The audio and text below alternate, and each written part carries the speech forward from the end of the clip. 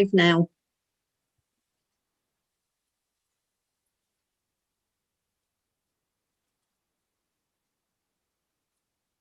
Right, I think we're now live on YouTube. Thank you, everybody, and thank you for everybody's attendance. It's good to see that we've got a few people observing and wishing to ask a question, so thank you. It's good to see you all. We'll get straight into the agenda because I think we've got a couple of items that could be quite, not contentious necessarily, but a lot of information to get through. So we go straight to the agenda, please, everybody. The minutes for the meeting on the 20th of January 2021. They've been published on the council website. Has anybody got any amendments or alterations? If so, can you please shout? No? So Kimberly will take those as agreed. Thank you. Thank you. Apologies for absence and substitutions, Kim. I haven't received any apologies for absence. However, I do note that, oh no, we've got everybody now, I think, because I can see Councillor Dixon and Councillor Henry. So I think we are all here now. Good, because it is a meeting one doesn't want to miss. So that's good. Declarations of interest. None, Chair. Thank you. Questions from members of the public? None from members of the public and none from members either, Chair. Thank you. So we'll get straight into item number 6, and that's the committee work programme, pages 7 to 14, and Mark Mills will lead on this item. Thank you, Chair. I'm not sure I have any specific updates beyond what's on the report, but I'm very happy if anyone has any ideas for things they would like to see on in the future. I'm very happy to discuss that with them. Thank you, Mark. Well, I've got a couple of things, maybe not necessary to discuss now, but just for updates. Section A is quite a lot of blank update responses. I just think we need to keep that updated so there's like a living document of where we are. Page 9, Safer Waverly Partnership, the issue is being reviewed. That's like saying it's in hand. So what does that actually mean? So if that can be updated, what does that actually mean? There was a couple of others, I think, on page 10 for the Safer Waverly Partnership. I think that they're dragging on a tiny bit to update this. So can we chase them up? This is about the communications and how they do their success. That's been quite a substantial time, excepting COVID has put it back, but I don't think this is a huge bit of work. You know, you're looking at probably a one-page document. So that just needs to be updated. And again, that's the same with the ways to communicate with town and parish councils. And just finally, page 13, where it talks about Crowney Leisure Centre and health and wellbeing strategy, it says winter 2021. I'm sure we will have an update between now and whatever we call winter. So I would just like, and I'm sure Kelvin, we can do that all offline, just some actual dates. So otherwise we can't really track it properly if we haven't got a date to ask those questions. So Chairman, I don't know if you saw, I've got my hand up. No, I didn't. I was reading my document. So, okay. I was just going to say, right, who else wants to raise any issues? So, Councillor Dixon. Yes, good evening. Thank you, Chairman. Just to say that we've got in the in tonight, say, to receive a report on Wilmer House. Actually, the report we've received tonight is on the contents of the museum contents. And we do still need to see at some point the Montague Evans report, which I believe we haven't yet seen. So we need to put that into May 2020 as a matter of some urgency. But then that's up to you to decide. You're absolutely right. But when we get to that item, we'll see what update we get, Councillor Dixon, and then we can list what actions we think. But we need the update first. So if I don't get to that point, and remind, I think it's Peter Vickers who's doing that, please just shout, and then we can put that on as an update required. Councillor Rubini. Thank you, Chair. I was just going to ask, probably the same as yours, similar. Page 9, the Safer Waverly Partnership. I raised a concern about rural crime, and it just says the issue is being reviewed, which I must admit isn't really getting anywhere. And then again, it says that the SWP, briefing notes, etc. So it keeps on telling us things are going to be done, but the rural crime, I wouldn't have thought was a huge bit of work, just to see what's happening and where it should go. Okay, and again, I'm sure Kelvin Mills has picked that point up, and then, oh, was it Andrew? Of course, you changed over. I always forget you changed over roles, Andrew Smith. So you'll have to take the blame on that one, then, Andrew. If you can ensure that for the next meeting, that specific question is answered, because it's not a difficult question, and a quick brief, or someone doing it verbally, but for next meeting. Thank you. Councillor Henry, got your hand up? Well, thank you, Chairman. On page 10, when we're talking about the thank you event for all the wonderful volunteers and workers that we've had during this pandemic, how is this progressing? Are we actually doing some work on this now, so it will be ready to go when we are released, so to speak? And the other matter is on page 13, with regard to loneliness. This is very much in our minds currently, and it's TBC. I wanted to know where we might be with that one also. Thank you, Chair. Thank you. Again, Mark, can you pick up those 2 points and make sure they're updated? And if necessary, we can always just put an email across to everybody if the update needs to be sooner rather than later. So thank you, everybody, for those points. So if everybody's happy, I'll move on from that. It just needs a bit of tidying up. Corporate performance report, which is pages 15 to 58. Obviously, we've got 3 people who are going to update us.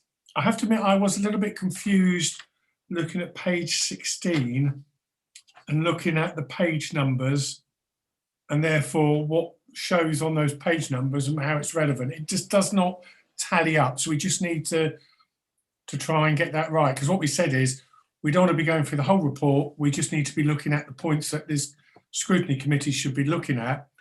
And I don't really think the page numbers listed are relevant to us.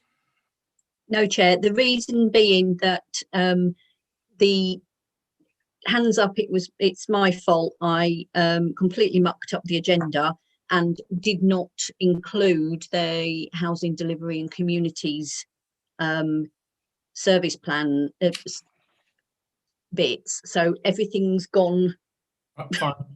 That's the reason that the agenda got sent out, and then things got added and removed, and things that went out of sync.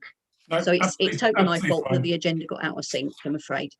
Okay, but in future I will ensure that it's correct.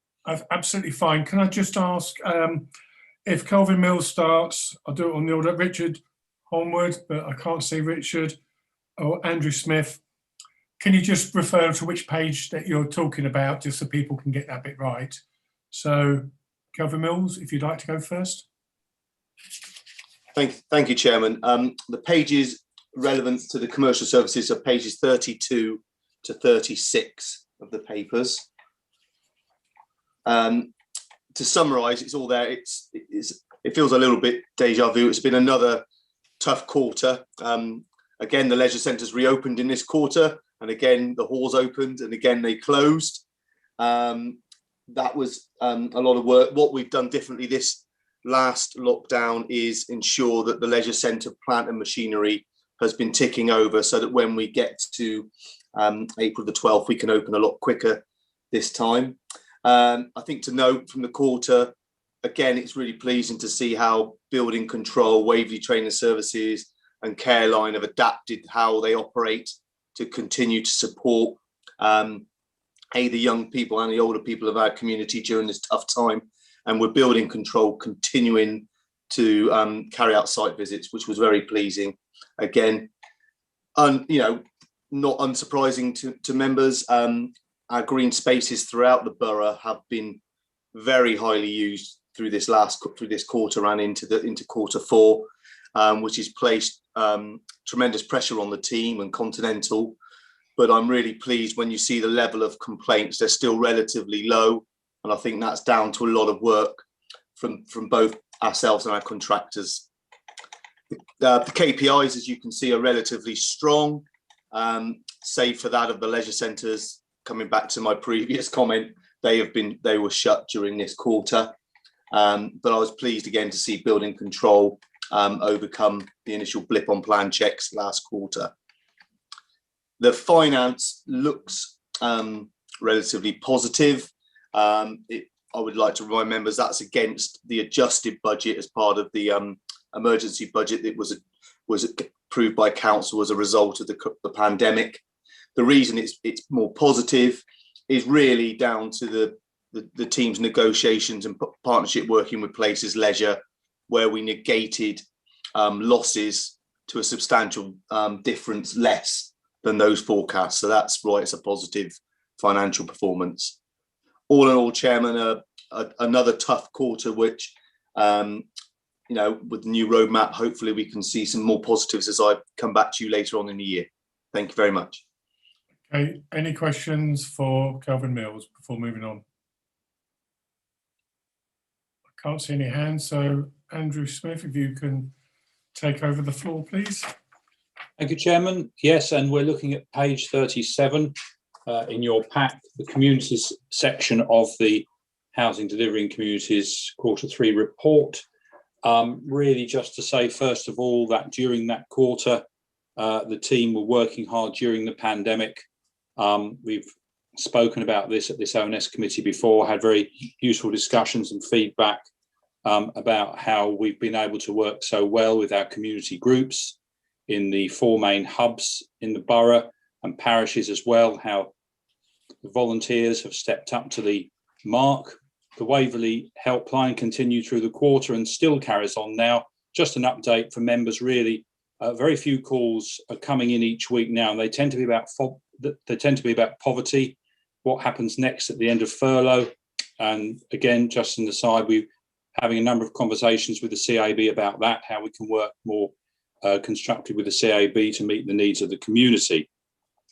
Community Resilience Recovery Project, Katie Webb is with us tonight. There's a separate item on the agenda, members, and she will bring you up to date on that. The other big ticket item really for the quarter and also going on now is looking at how we work with our voluntary organisations, our day centres, the CAB Hopper, those others that we support through service level agreements. And it was good that we were able to agree a year's extension for those SLAs. They're all due to expire at the end of this month. But thankfully, we agreed that extension, the council agreed that extension. So we're working closely with them now on their service provision. Also, the ONS SLA working group is in full flight, which is chaired by Councillor Else, who will no doubt update us later on in the meeting as we look during the year, towards the end of the year, how we are going to move forward in terms of budgets and the mechanisms for funding those organisations that we want to work with. I think part of the reason, Chairman, coming onto the Safer Waverley Partnership and needing to update the actions is that the new neighbourhoods team is now settled into place. So Katie and I will get straight onto that after this meeting. It's an action certainly for us to make sure things like rural crime and those other things are looked at in the work plan, making a difference. I think what we found is that the new team under Inspector Adcock is really, I would say, cooking on gas. We've got the second suite of the reformed Safer Waverley Partnership meetings tomorrow, the Community Harm and Risk Management meeting, the Joint Action Group and the Serious Organised Crime Group. And I think more of that for this committee later on in the year. So that really is a quick roundup of Q3, but also 1 or 2 little updates for members as we go forward. Thank you, Chairman. Thank you very much. Any questions? Councillor Dixon. Yes, good evening. I notice on page 38, it says affordabilities of the rents remains high on the agenda. We've heard in the news and on the media that there is an issue with tenants not paying their rent because they can't be evicted, and commercial landlords won't be able to evict anyone until June 2021, as much as I understand it, and I'm not an expert. I wondered, as landlords, are we monitoring to what extent our tenants are paying their rent, or are we experiencing what private landlords are experiencing, is that tenants not paying their rent and relying on the fact they can't be evicted during this time? Are we monitoring that? Yes, Councillor, most certainly. We are working very closely with all of our tenants, and really they are able to pay their rents, and when they are struggling, we're helping them. So yes, from that point of view, we have seen very little in the way of tenants struggling with rent. So that has been good. The Housing O&S Group have been looking at that. In terms of evictions later on, we are expecting a wave of evictions in the borough and increased work for our homelessness and housing options team. Okay, thank you for that. Councillor Rubini. Thank you, Chair. On the bottom of page 37, I note that we say that Inspector Samantha Adcock has settled well with the Borough Commander and that she's working well with the Council. Can I please put in the plea? I know I've said it before, but after Christmas, I was told that we'd get some communications at town level. I've not seen anything at all. She promised to update crime, for example. We have no knowledge of what crime there is across Hazelmere. So perhaps the Safe Partnership, together with the inspector, could at least let us know what is happening in our areas, please. Because I note, obviously, that we've got this coming up later on when we're looking at antisocial behaviour. Now, as far as I'm aware, we haven't got any in Hazelmere, but I've got no facts either way. So it's difficult to know how you comment on something when you don't have any data. Thank you. Okay, I think a very valid point, and hopefully that point will be taken to your meetings tomorrow, that you can address some of these issues. Yeah. Yes, we will.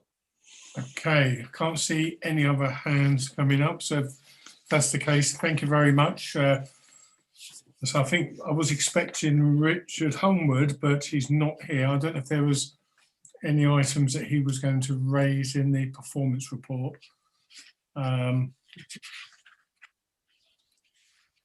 What we'll do is we'll move on. Maybe Louise, if you could just have a quick look at if anything jumps out. If not, we'll just continue. Okay, if we can move on to item number 8, service plans, pages 59 to 80. Now I've got normally Kelvin and Richard Homewood to outline their sections, but again, I'm not sure where Richard is. I was expecting him. Kelvin, if you can start, that would be good. Thank you, Chairman. And I certainly Richard contacted me to join the meeting, so he might be having trouble. After I've updated, I'll give you. I'm just messaging him now. Okay, so if I go through my service plans, and I do apologise, it's difficult to. I cannot see the page numbers, but I started CS1, Community Safety, Community Services, Commercial Services 1. So predominantly for this committee, we're looking at arts and culture, Careline, Waverly Training Services, and leisure. So I'll talk through each of those sections. So arts and culture is the first, and that is CS1 to CS 5.1. Before I start, all of the service plans we're looking at tonight from commercial services have been updated to reflect the impact of the pandemic. So that has resulted in some dates being moved out to give us length of time, and I'll touch on those as I go through. But I'd just like to update members that has been taken into consideration when compiling these. So arts and culture, which is, like I say, CS1 to CS 5.1. This is in essence our arts and culture team. When I say an arts and culture team, that is one officer, Charlotte Hall, who's with us tonight, 3 days a week. This role predominantly splits into two areas, really: our community outreach and the work we do with partners and on our own with arts to deliver outreach services for our communities and residents. Secondly, it looks after the Borough Hall predominantly and delivers services from that facility. Then we move on to Careline. And to remind members, that is a service that provides the safety alarm for residents to allow them to live longer at home and independently.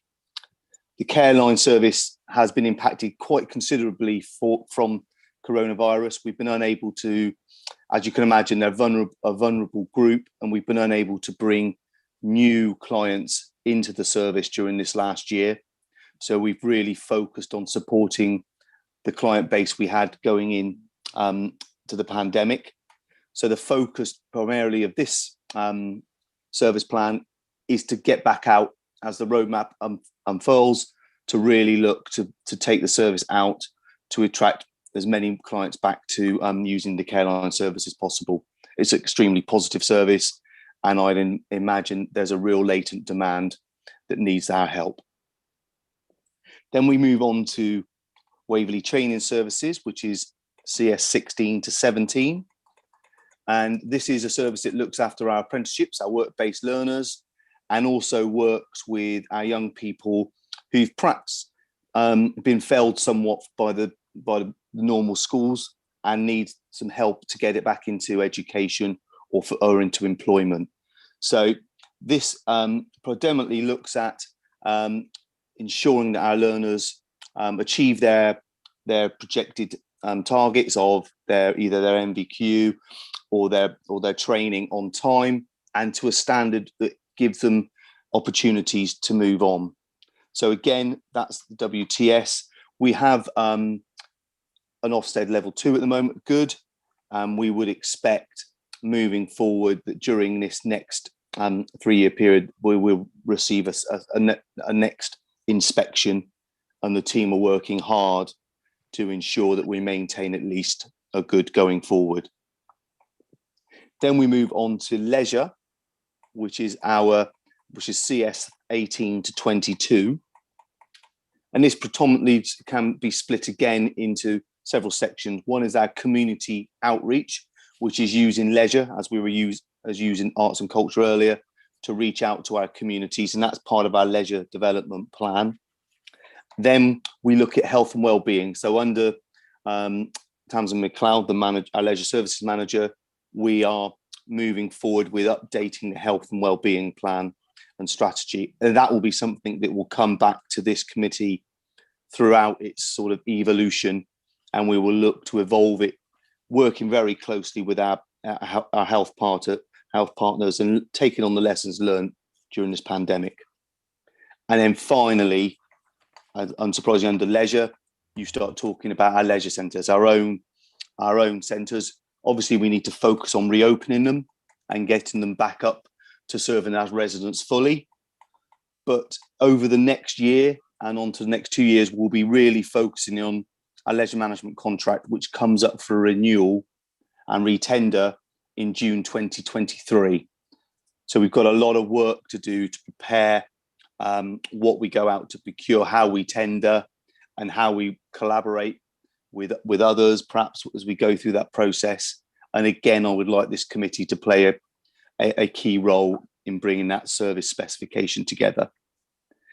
And as part of that, you'll see at CS22, we have the Crowney Leisure Centre feasibility study. So as we prepare the tender docs to go out to a new leisure management contractor, as part of that work, we need to be able to inform any prospective tenderers what options we have for Crowney Leisure Centre and the new centre that will be built or being built just around that time. So we need to really think hard over the next year how we package that up to be part of the tender programme. So that's sort of a whistle-stop tour, Chairman, just trying to give you an overarching view of the areas that under this committee, and obviously I'm happy to answer any questions on specifics if needed. Thank you for that. It was a very good update. Kimberly, if you- Chairman, yep. can I just, I've contacted Richard Homewood, and it appears there are no performance indicators for licensing in the performance report, and he's never attended committee to report on service plans for licensing either, because that's the only element of the environment that actually comes under this committee's remit. Okay, I think, wasn't he going to talk on the item 13? Yeah, I'm contacting him when item Right, 13 comes up. That's absolutely fine. I think it's a good comprehensive update, Kelvin. I think I've got two people. I've got Councillor Elves followed by Councillor Rabini.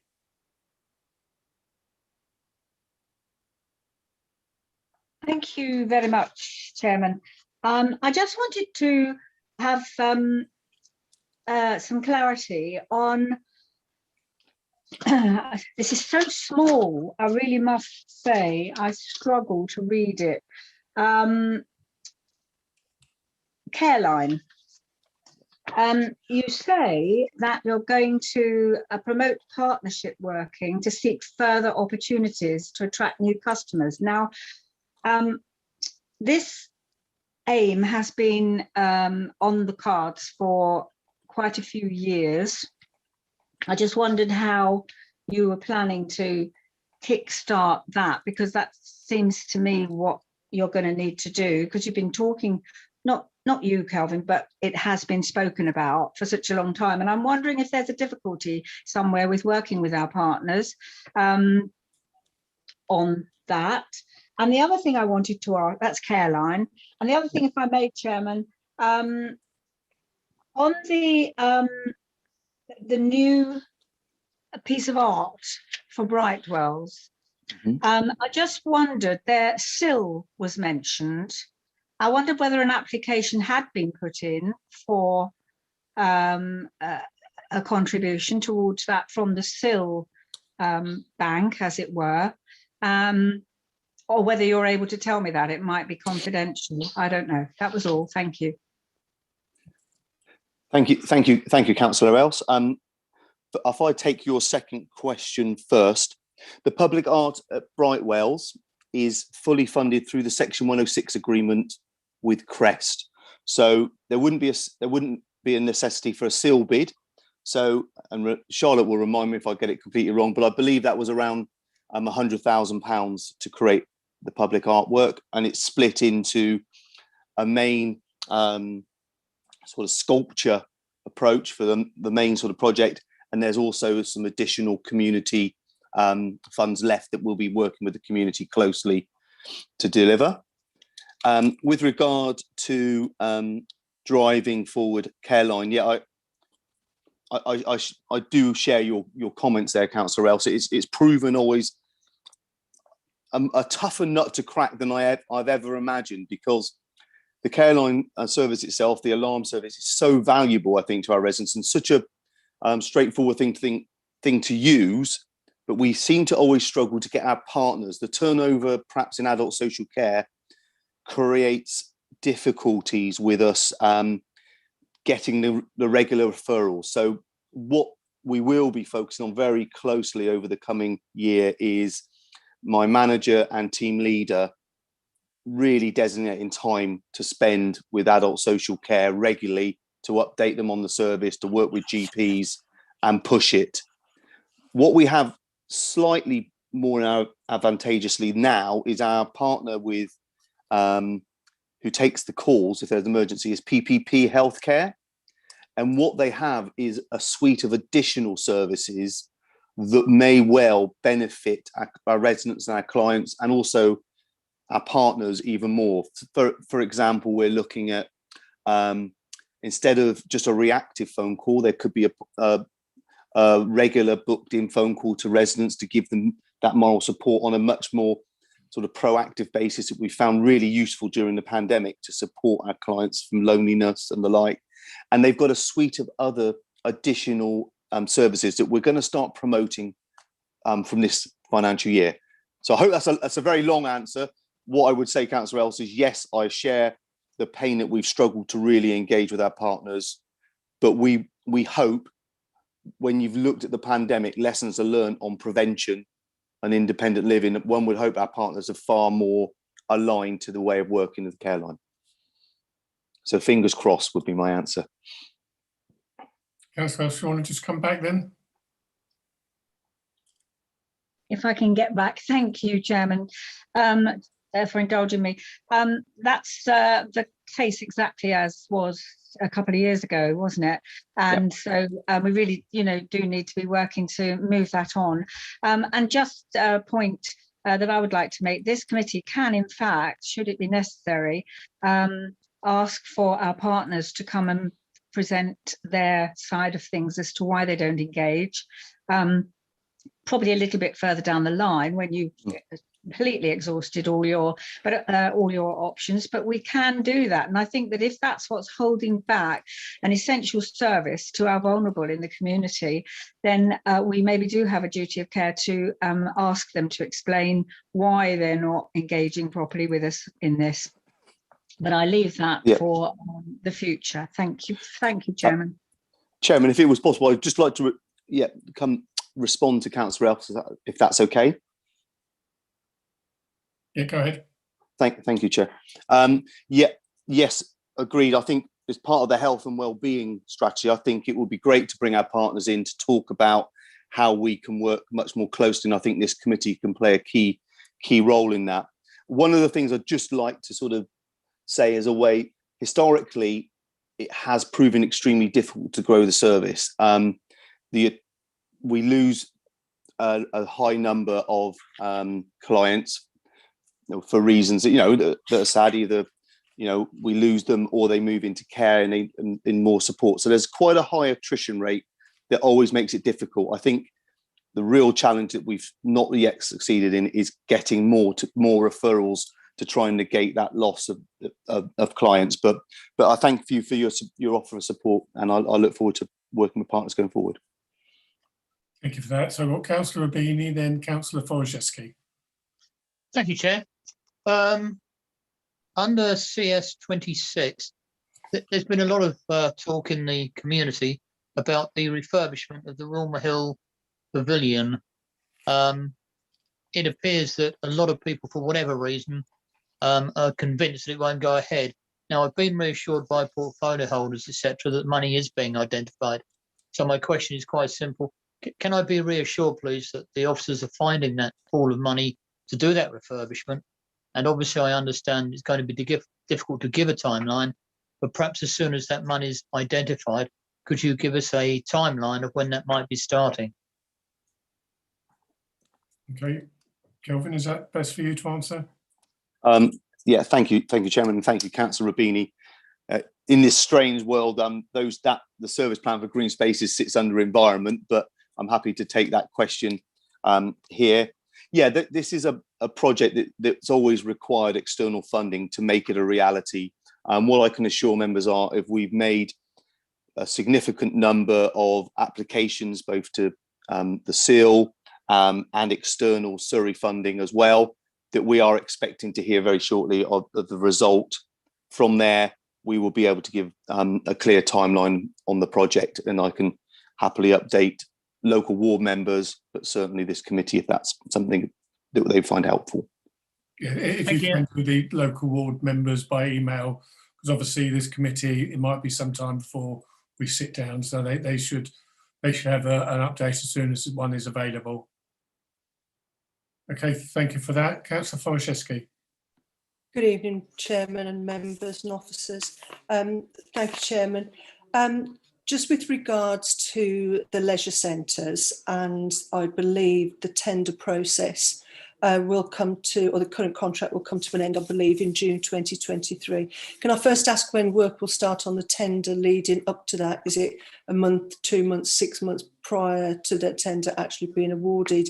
The other thing that also concerns me slightly is the feasibility study with regards to what's going to happen with the Crowney Leisure Centre, because we know that that Crowney Leisure Centre has to have a tremendous amount of investment, and we don't want to paper over the cracks because nothing but a new build will suffice as far as I for leave. And so I think there's two elements here. You've got the Crowney Leisure Centre and the feasibility study, and we've got a procurement possible changeover or continue at the same provider at the moment in 2023. So my question is, Chairman, at what point do we start the tendering process, and whereabouts are we with the feasibility study with regards to the future of the Crowney Leisure Centre? Thank you, Chairman. Thank you. Mr. Mills, back to you.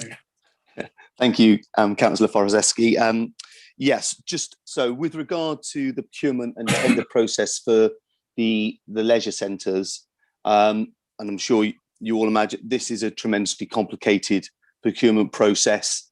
And actually, the timeline that we have now to June 23 is actually relatively short.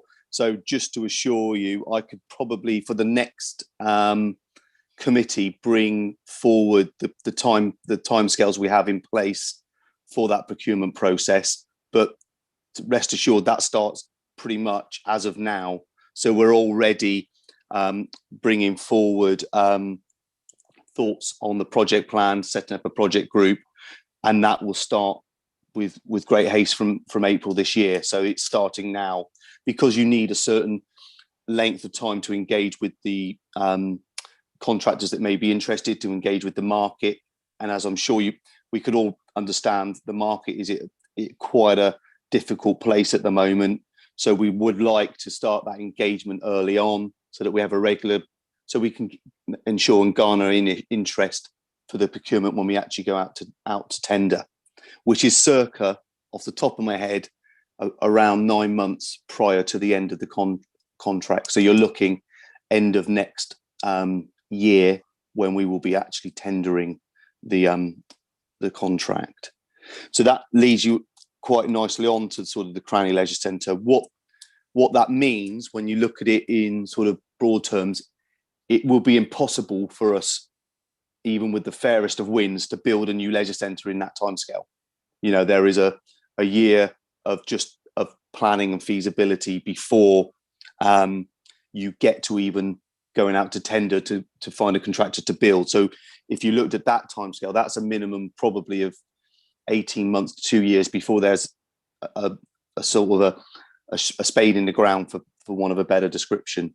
But what we desperately need, and me to make sure we have, is a clear feasibility and vision for Crowney Leisure Centre that we've either started or is part and parcel of the tender pack when we go out to contractors, because we need that certainty to give us the best interest and highest value to the contract when we go out to tender.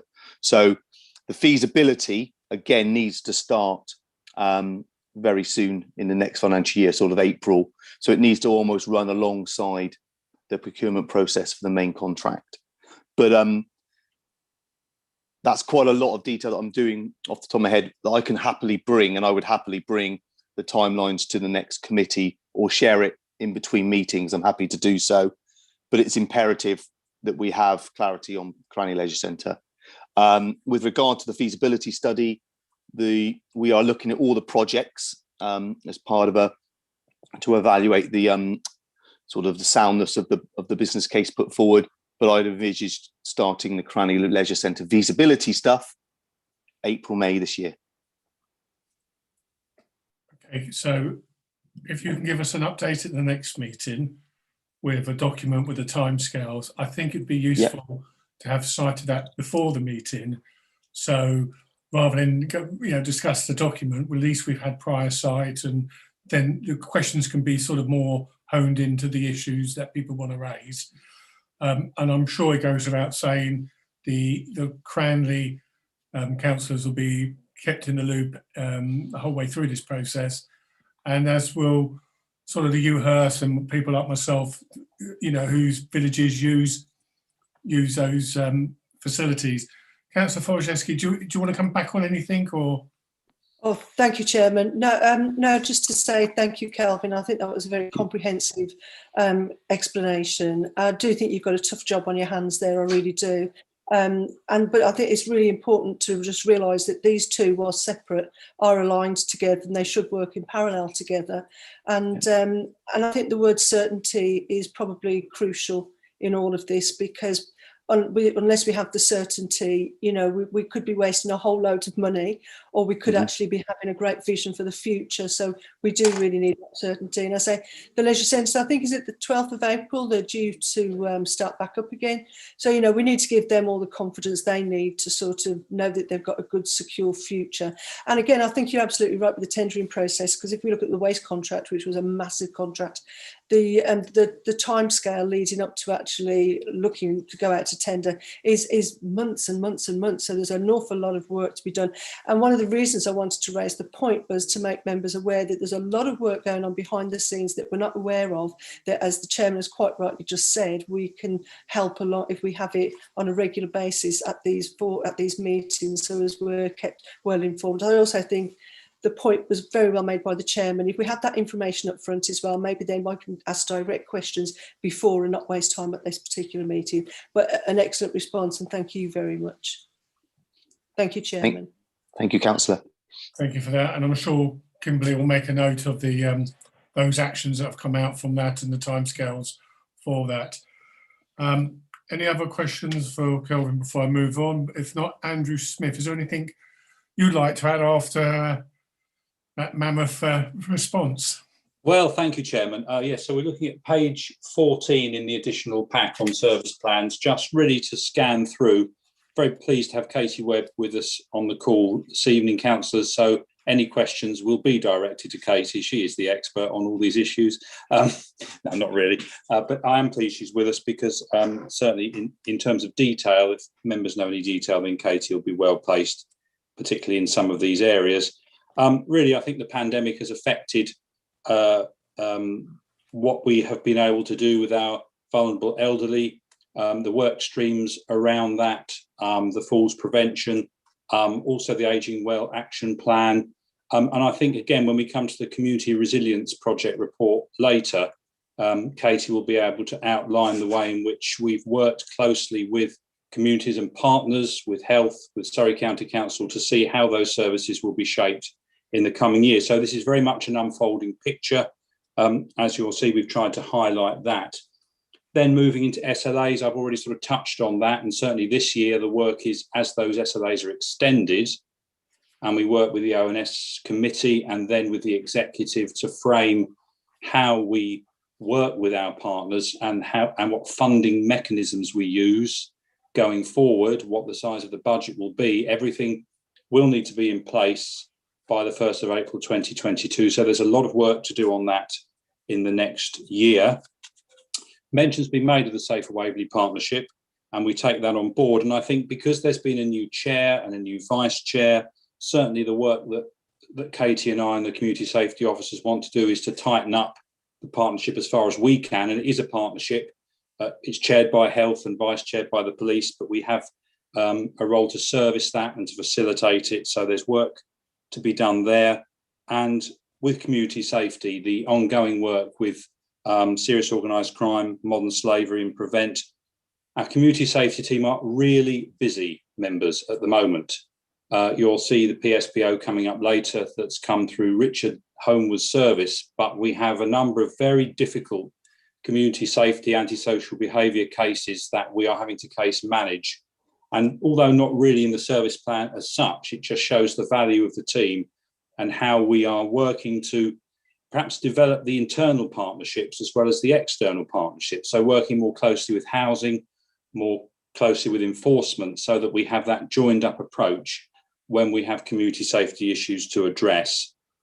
And then finally, safeguarding, always on the agenda, never far away, always trying to develop our safeguarding work, be better at it. We are currently awaiting the results of 2 audits, the Surrey County Council Section 11 Children's Services Audit, which should come through very soon. A very comprehensive piece of work that Katie Webb really did, Kelvin and I did before.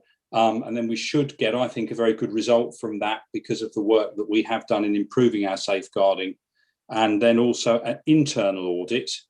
We had one 2 years ago. We adopted the new policy towards the end of last year. We're having another internal audit. I think it's important they happen regularly. And I think what will come out of there will be more requirements in terms of record keeping, And in terms of training, want to roll out more training for officers and members as we go forward. We have a network of safeguarding champions in each service in the authority. We meet every couple of months to update the champions on new policies, new developments nationally, regionally, and also hear back from them as how they are supporting their teams in making safeguarding referrals. So that, Chairman, is a lightning tour of this part of my service plan, and very happy, Katie and I will be to take any questions from members. Thank you. It would be really good once you've done your audits, if there are any issues that you, even if it's just a verbal update, and especially if there's things that we can do to assist. So if, as and when you have those 2 audits, a verbal update at the next meeting after that would be really useful. Certainly, Chairman, I'd planned it, yes. Good. Right, opening it up to the floor. Any questions? No, I think you've stunned them into, silence. So thank you very much for that. We'll keep moving along the agenda because we've got a couple of issues that might take a bit more time up.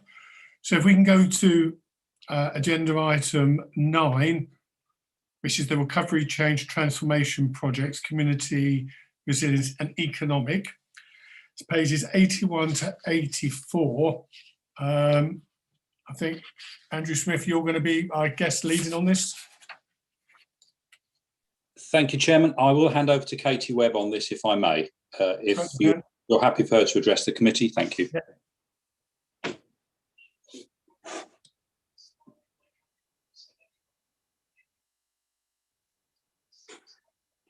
You're on mute, Katie.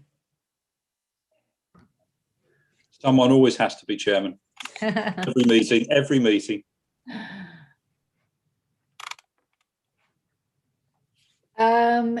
Yes. So yes, with the community resilience work, it's now we finished the main piece of work, and what we've got from the end of it is an action plan that we are just tightening up with our partners. It's very much in the action plan is embracing and incorporating all the work that we're doing. So it's nothing most probably new, but what we're trying to do is just to put it in one place.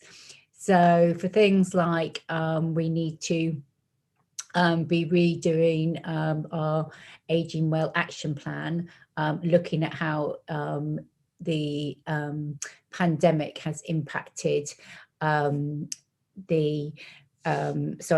older residents. So we will be working towards that, and that will come through later in the year, and obviously it will come through ONS. What we're doing is consolidating the work that we've been doing with our partners and bringing that together. So there's some work in Farnham around a loneliness, social isolation project, which I know one of your members mentioned earlier. So there's a lot of work going around that. So we're just trying to put it together because we're involved in much of it. There's some work we've been doing with social prescribing and a new project called Reconnections, which is funded through the Integrated Care Partnership, Surrey Heartlands. So hopefully once we've got that plan ready to go, we'll bring it back to the next committee. I imagine we can bring that to the next committee, and then we can really sort of talk about all the work that we've been doing. We did recently just share, and actually it's unfortunate I hadn't shared this with you tonight, but I can send it on afterwards, is Jane put together a piece on all the different types of groups we'd worked with during the pandemic, and actually the different type of activities that were going to be sort of continuing from the pandemic. And actually it'd be really useful to share with you, because you see the sort of raft of community organisations that we were working with, which are sort of, on top of our service level agreement organisations that we work with. So there's so much happening that we're trying to pull together. I think from our point of view, what the community resilience work stream just showed is for us how much the community delivered, the community aspect of the pandemic. You know, each area, you know, with the community food stores, the food banks, the helplines in each area, they've been amazing. And actually what we're trying to do is build on that community infrastructure and actually harness all that good work. Oop, I'm muting myself. That's all right. I just before I open it up for people to ask questions, page 81 of the report, I think this report's had a bit of a funny 5 minutes because it's dated June 2020.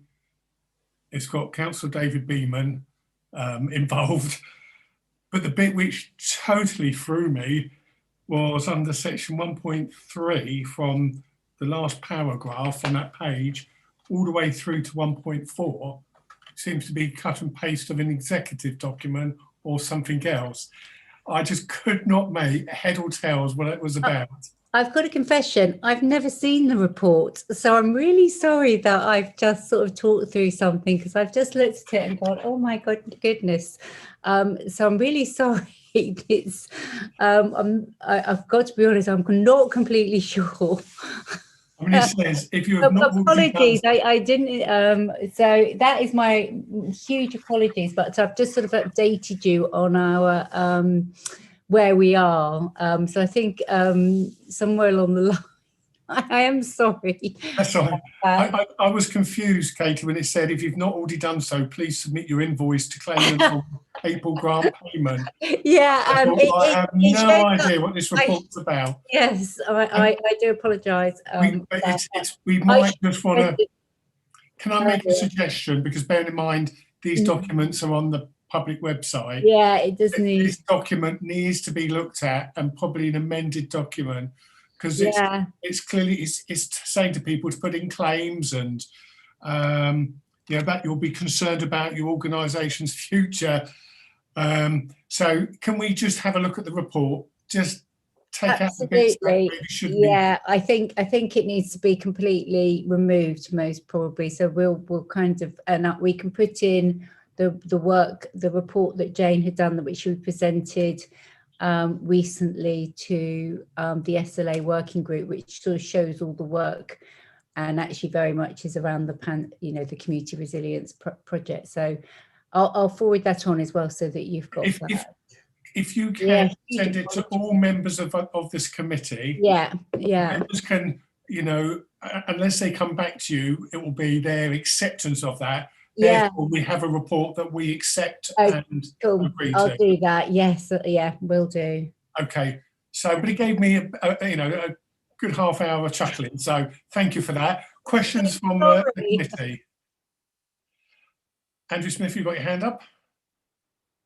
Yes, thank you, Chairman. I must defend sort of Katie. She only got the papers just before the meeting because she hadn't been sent them. She was somehow left off the list and I didn't realise. So if anybody is to blame, I probably should have looked at this much earlier myself.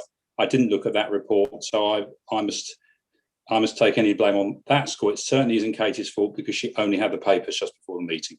It's one of those things. There's no problems. We just need to make sure it's tidied up before absolutely. There's no, I took it into good heart that someone had cut and paste probably the wrong document into the wrong report. The point's been made. We can move on. Councillor Foraszewski and then Councillor Else. Thank you, Chairman. And with your indulgence, I'm not sure it's appropriate to be talking about what I'm about to talk about under this, but it might be appropriate. Just with regards to the voluntary organisations and the community resilience, I would really, really like it noted somewhere in the minutes of this meeting of the fantastic work that Crowney Village Hall is doing. It is remarkable. I've done a voluntary stint there yesterday and I was massively impressed with the effort of everybody involved. I mean, the NHS have just done such a brilliant job. There was no queues, there was no hassle. It was flawless, seamless. It was just the absolute epitome of everything that is so good about our NHS. And again, the pandemic has caused so much heartache and pain and suffering to so many. But what it's also done is demonstrated the real goodwill, the real effort of everybody involved in our not just in the NHS, but the voluntary sector as well. And there were several volunteers there yesterday, all doing their bit, giving up several hours of their day. And I just think it's that we should be really singing and dancing about this feel good factor that's coming out of it. People were receiving their jabs yesterday here in the heart of Waverly and actually punching the air as they left, really relieved and pleased they'd had their vaccinations. And I think it's easy to go under the radar and not actually broadcast these things. So I think as a feel good factor, on top of all the wonderful work that's been doing, our NHS has been absolutely incredible. It's happening in the heart of Waverly as we speak, right here in the village of Crowney. And the figures that are coming out of the numbers that they're actually vaccinating is incredible. So somewhere along the line, Chairman, with your indulgence, can I please ask that it is noted that we are actually do really, really thank and appreciate and applaud and congratulate all the hard work that's going on here right in the very heart of the borough. Thank you, Chairman. Thank you for that. I think it's a point very well made, and I'm sure Kimberly has made a note of that, and that you raised it and got a thumbs up, and we can record it in our minutes. And when we come to looking at the event at the, at some stage at Waverly, hopefully we'll hold, we can look at how that's recognised, and I'm sure the executive will be, fully involved and pushing for that as well. So yes, we need to make sure that's done. Councillor Else, I think you has your hand up. Yes, thank you, Chairman. Again, on a theme that I've already been speaking about, and that is working with our partners. And I'm, as well as the Careline situation, social prescribing is another very, very important element in our war against loneliness and detachment. And I think that if we haven't got our partners working with us, it makes it a very limited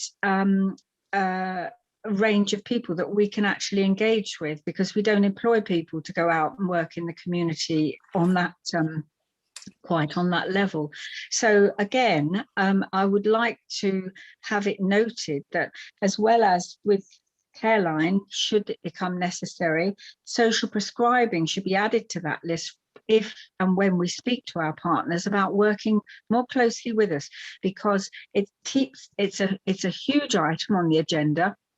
The loneliness of people, not just old people, all people in our borough. And we really do need to be doing some joined up work and planning with our partners. And I just want to make sure we know it can happen. We know we as a human race can work together. Listen to what Mary's just said about how the whole thing has come together and worked. So we can make things happen. We can make a difference for people, but we have to work at it. So if we can make a note about the social prescribing along with the Careline and any other issue to improve the lives of our residents with working closely with our partners, we need to make that connection. Thank you, Chairman. Thank you. Katie Webb, I think you had your hand up. Oh, sorry. Yeah, I just want to come back. Jenny, Councillor S, has really moved forward social prescribing. It's actually been working really well with us recently. Careline regularly make referrals in. During the pandemic, we were able to make direct referrals into social prescribing rather than go through a triage system. They've actually now employed further social prescribers, so we've got more for the borough. So I think as we're coming out of the pandemic, it will increase even more, but certainly that engagement and working with us is really improved. Just wanted to reassure you on that. Good, thank you very much. Okay, I can't see any other hands up, so unless there are, thank you for your updates. And we'll move on to one of the main items for the evening, which is the Farnham Museum. Chairman, we also have economic recovery. Oh, my apologies, yep. Who's Catherine Knight. Okay, Catherine. Hello there. Hi. I think Zach Elwood came and presented recently, so I was just going to give a brief update on the RCT recovery objectives and what have been delivered. I understand there aren't any background notes, but I can provide some information. But it was really just to say that as part of that project, which has come to an end now, we had an economic development COVID action plan approved. So from October last year to this year. And as part of that, we had a Click It Local e-commerce platform started at the beginning of December, and you should have received some information on that. And it'd be great if you could support local businesses reaching local residents with that service. We also secured £118,000 from national government for reopening high streets. So that enabled us to work with the towns and parishes really well. Over the last year, we had additional resources brought into the team to achieve that, but we achieved and brought in the maximum amount of money that we could for our local towns and villages. So that was really good. And places like New Forest contacted us, and we met with them today to talk about how they could reach those sort of monies.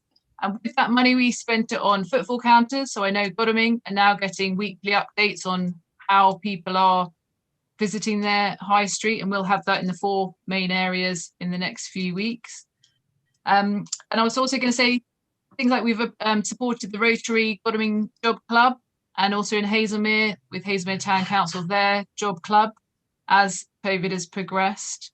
So it was really, if anyone had any questions on economic recovery.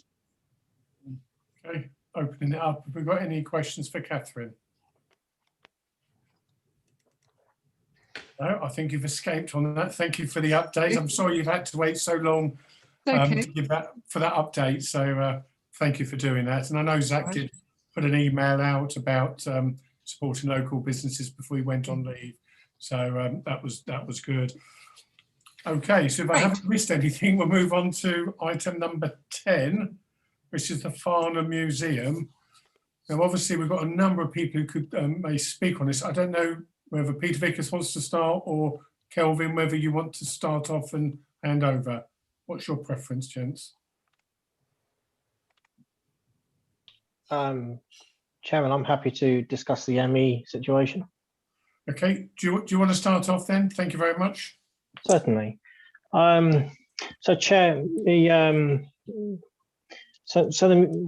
know the museum has been quite a long-running saga, for want of a better word, in terms of trying to sort out where to go with this. There's £500,000 required to restore the brickwork, being a Grade 1 listed building. And we weren't in a position to just spend £500,000 without understanding the true value of the building. So the ME report was entirely about the building. So it wasn't about the museum, the value of the museum. It was just looking at the asset itself. You know, what is the value of this building? Can we spend £500,000? Does it make sense for Waverly to do that? Effectively, what I'm discussing is an obligation to fulfil our value for money duty, which we have to, by law, fulfil. So Montague Evans looked at the property from 2 perspectives. They looked at it from a revenue generating asset perspective, and they also looked at it from the operational asset perspective, although they haven't gone into any detail about running it as a museum. That's the report you've got on the table in front of you tonight. As an operational asset, it is being used as a museum. There isn't any other operation council service effectively identified to be run from that building. So it literally sits there as a museum. So the ME report, in very brief, effectively comes to a conclusion that as an investment asset, it doesn't wash its face. It will never be net revenue generating for the council. There are far too many risks around the building, and there isn't enough demand for all the different purposes we've tried to identify for the building in order for it to be held just purely as an asset that's going to pay its way at Waverly. So there's still the question to be resolved about the museum, though, because it is sitting there as an operational asset, as a museum, and it does need a significant amount of money spent on it, which is identified at £500,000 plus. I say plus because it's a Grade 1 listed building, and as soon as you open up the fabric of that, as a local authority, we will have an obligation to repair whatever it is that we find. We can't just put the bricks back and then pretend we haven't seen something. if it's there, we will have to deal with that at our cost going forward. So the ME report will go back to the executive. It literally is on its way at the moment, with all the outcomes that have been put together. And the executive will look at that, and they will formulate a policy of what they think is the best way forward to move the whole scenario forward. And that then will come to the scrutiny committee at the appropriate time to be scrutinised. So I suppose the thing is, the question really is about the report tonight, is that regardless of whether as a revenue generating asset, we're saying, well, actually it's not washing its face, so potentially the best thing we could do is actually just sell the building and not spend any money on it, or whether it remains in a museum. But there's a fundamental question that still needs to be answered, and that is, what happens to the museum? What about all that collection, all the artifacts that are there that need to be understood of what can happen to these, whether it's a reprovision of a museum in a different building, a more suitable building, or whether there's whatever opportunities there are, which the report tonight addresses, and I'm not going to comment on. It's not my remit to do that. So that question needs to be answered. So whether it's to gain vacant possession of the building, or whether it's to reprovision the museum, that piece of work still needs to happen, and it needs to be funded so that we can get a proper understanding of where to go with a museum in its entirety. It isn't a case of the fact it's a museum, so you just do something with it. There are some very technical issues to be dealt with, just merely with the artifacts, never mind the building. So from the perspective of the ME report, as I say, it's on its way to the executive, and they will then start to work out where to go next with this, and where are the lines, what is it that they most want to do with it. So, Chairman, hopefully that's useful to you. Yeah, I'd probably just add just a couple of points before going to probably Kelvin and Charlotte. The building itself, when that's been discussed at executive, you said it will go back to scrutiny. Will it go back now? Excuse me if I've got the title wrong, but the Property Investment Advisory Board, or would it come to us? Because to me, our role is health and well-being, so that would be about the museum, the artifacts and everything else. But we don't have that sort of scrutiny on buildings and decisions. So would you imagine it coming back to us, or to almost like a value for money or asset, or? So it's a good question. It's a good question. So the way I'm seeing it at the moment, the ME report is going to the directly to the executive, not to the investment board first. So we're not treating this as an investment. So the subtle point of this is that if we're going to spend £500,000 on an asset, it would normally go to the investment board first. But this is quite unusual in that we already own the asset, and it's a large sum of money. So it originally was going to go via the investment board, purely because potentially we needed to understand it as a revenue generating asset. But from the ME report, it clearly isn't, and therefore there's no role for the PIAB, the investment board, to play in this. So the report will go directly to the executive, and the executive will then look at where its options lay best, and it will then formulate a policy process that it wants to follow to resolve the matter. Anything to do with the building, technically, I suppose, would be a value for money matter, and anything to do with the physical museum itself would be this committee. The two are not, just because one's in the building's being used as an operational asset to house a museum, it's still an asset, and it belongs to the VFM committee.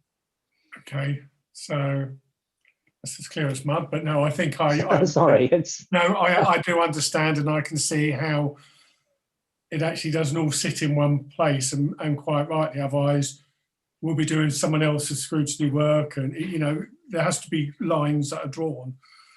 So what I'll do is I'll see whether Kelvin and Charlotte want to just give us a little bit about the museum, okay, except everything's now that been said about the building. Yeah. Can I jump in there, Kevin? Because there's a few things I'd like to reply to there. Can I get the others first, and then I'll come back to No, you I first? don't think so, because we will have forgotten. It would be. I just want to come back. As long as it's a quick point, because I Yes. want to actually get all the information before we start talking. Yeah. Is it a quick? Okay, well, my point, I've got several. Okay, the main point I'd like to reply to is Peter talks about the museum saga and then starts talking about the buildings. I think we need to, this is not a museum saga. This is an asset, a building that is owned by Waverly that needs some repairs. And the fact that it owns the museum is, largely academic.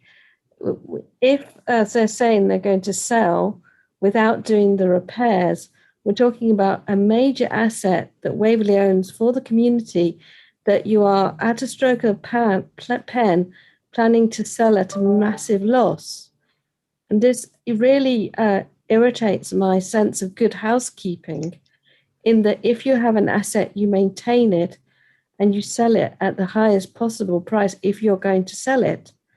But I think just to say, well, it's never going to generate revenue, so we're not going to repair it, we're just going to sell it, is just to throw money away, hand over fist, when we have a duty of safeguarding assets for our community. And I do think just saying, oh, it's a museum, so it doesn't matter. It's a very important building that is owned by Waverly on Farnham. With respect, Chair, nobody is saying that, nor is the executive. No, and I think there's two issues. Firstly, is the building, which sits not within this remit, as they now. He did. He started off by saying the old museum saga. We're not talking about museum. We're talking about repairs to a building, and this is the Wilmer House that needs to be repaired. I don't like him, Peter, starting off by saying, oh, we're going back to the old museum saga. This is not about the museum in Farnham. This is about a building that needs to be repaired, first and foremost. And then, and also the other thing, there were some inaccuracies in the financial figures, because I've scrutinized this with the officers. Okay. Chairman, could I offer my apologies, please? I didn't mean to be so loose in my wording in referring to injured people's feelings on saying about the saga. I was just referring to a very long history of trying to understand what to do with the museum. Yes, since 2013. Agreed. And it's only recently that we've split the building and the museum into understanding. Outrageous that since 2013. We need to repair this building. People talk. Thank you. The point you make, Mr. Vickers, is right. I think the word you're using at the saga is actually about the building, because the building's taken a long time. I think we've got to split our emotions from the two, and the executive, and we've got Deputy Leader here, the executive will consider all the information from Montague Evans, all the costs, all the values, how much it's going to cost, what the value of the building is, because what you won't want to do is spend £500,000 on a building and actually it adds nothing to the value and you still got something which you can't use. So we've got to move away. That's their decision. We may well scrutinise that, or another value overview and scrutiny have the ability to scrutinise it. Our role is actually about the museum and its artefacts. Where it is, it's not the big issue. Whether it's still in that building or whether it ends up being somewhere else is not the issue for us. It's making sure it's retained, it's looked after, and every other role is done. What we can't do is the other thing is, and this several people in this committee have scrutinized this in detail, the numbers that Peter presented this committee were actually wrong. It is not 500,000 plus. The actual number is 460,000. And within the 460,000, there is something like £60,000 worth of if this goes as bad as it possibly could. Right. So actually there is a massive padding in there, which does take it up to 460,000. It is not above 500,000 because I've went through every single line of that. And I do think that what we keep hearing is people talking about sagas and over £500,000. You know, it's not over £500,000. It's since 2013, the council has not maintained a significant asset, and that's what we need to be talking about. And it is not about the museum. It's about a building that needs repairs. Right, now whether it's 460,000, 500,000 is fairly irrelevant. That is a decision that the executive... No, I disagree, Kevin. You've said not to have emotion in this debate. So I don't want an officer coming in here and talking about over £500,000. I don't think that was the tone given by Mr. Vickers at all. He gave some figures for the amount, and that will be considered by the executive, who will look at all the figures, all the reports and everything else, and will make recommendations at that stage. So I have to defend Mr. Vickers that he did not use emotion. Whether it's 460,000, whether it's 560,000, to me, that's not the issue that we are responsible for. That is for the executive and possibly the advisory group or property investment group, whoever. We are not here to discuss that the pounds, shillings and pence. That is not our role. Our role is to maintain and ensure that the museum artifacts are preserved. We still have that as an asset for the community in whatever format. Chairman, can I? Yep. Please. Two things on the finances of that. So first of all, the building won't be sold at a loss. Categorically won't. But also the fact that whether it's 460,000 or whatever the real figure would end up being, whether we put that into the building or whether we should actually be spending that directly on the museum is a valid question. So just repairing the building doesn't, to that value, doesn't guarantee that anything in terms of the museum would have been invested in. So we have to look at the bigger picture on that. It's not just about the building. Okay, can I just ask a question? When you are expecting for the next discussions with the executive on this? It will be in the coming weeks, literally. Okay. The report is drafted.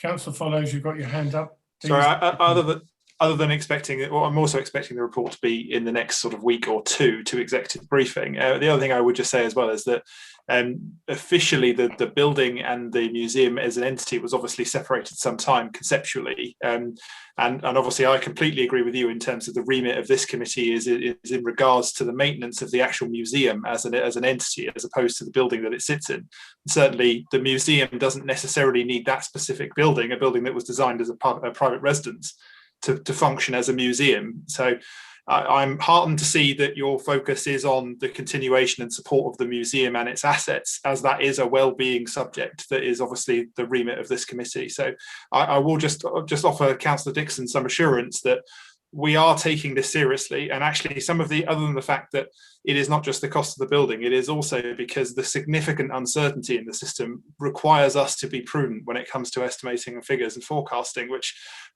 Peter Vickers is doing with aplomb, and I absolutely support everything he's doing here. So from my point of view, I just wanted to give that reassurance, Chair. Thank you. Thank you very much. Councillor Henry, I see you patiently waiting. Thank you, Chairman. Now, this question might be quite random and spurious, and we probably need this at this stage. My question is, are there any legalities with regard to the possessions, the proviso for the artifacts within the museum? Okay. Thank you. Would Kelvin and Charlotte, would that be a good time to hand to you to talk about the museum side? Thank you, Chairman. Yeah, as is good from a head of service, I will pass over to someone who knows far more about it than myself. So if I pass over to Charlotte to talk through the report and with regard to the museum service. Thank you, Chairman. Thank you, Kelvin. So you've received the update from Peter, and thank you for coming to attend this committee to do that. That has been something that's been asked and requested in previous meetings, so that was helpful. My part of this report focuses and raises the issue of the museum, and most importantly, its contents, the collection.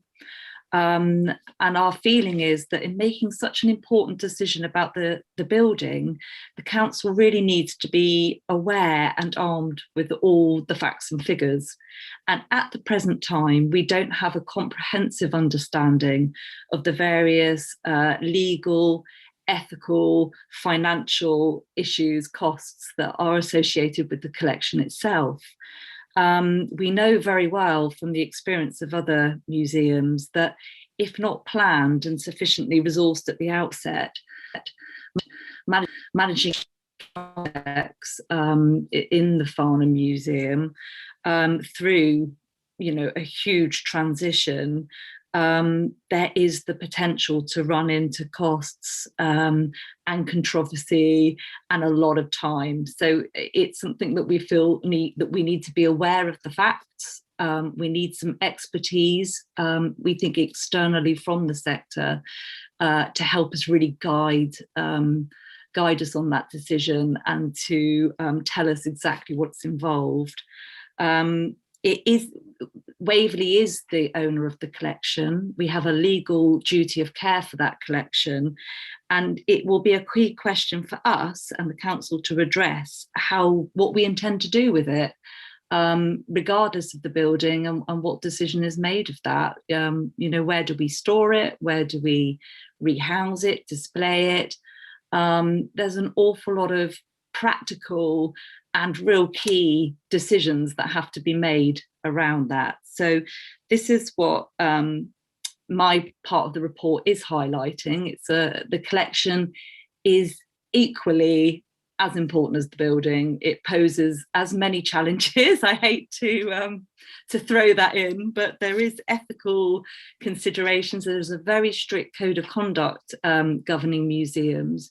And you literally, for every single artifact you have to take it through a 5-step process in order to be able to loan it, dispose of it, pass it back to its owner, what have you. It's a really, really onerous process. And I've spoken to colleagues, both within Surrey and further afield, and I'll just take Elmbridge, a good fellow borough for the point of making this point. They looked at this question. They wanted to take their museum along a different direction, and they came up with the idea of a virtual museum, which is a great idea in concept. The idea being displaying parts of the collection all around the borough. What they didn't account for the fact is that they have to spend £40,000 a year putting their collection in storage. They didn't consider that cost from the outset, and it took 5 years of streamlining their collection. That is somebody back office, curatorially working through that collection to even streamline it to a position where it could be rehoused somewhere else. So my part of this report really is to highlight to you that the collection is a really important consideration that the council needs to take advice on. And Peter has helpfully suggested that is something that we could look to get some resources in to assist the council in getting that advice. So that's really sort of part one of this report. And then sort of part two is looking at the external funding direction, which is something that I know we have talked at length about in this committee. We have been as proactive as we possibly can in this area.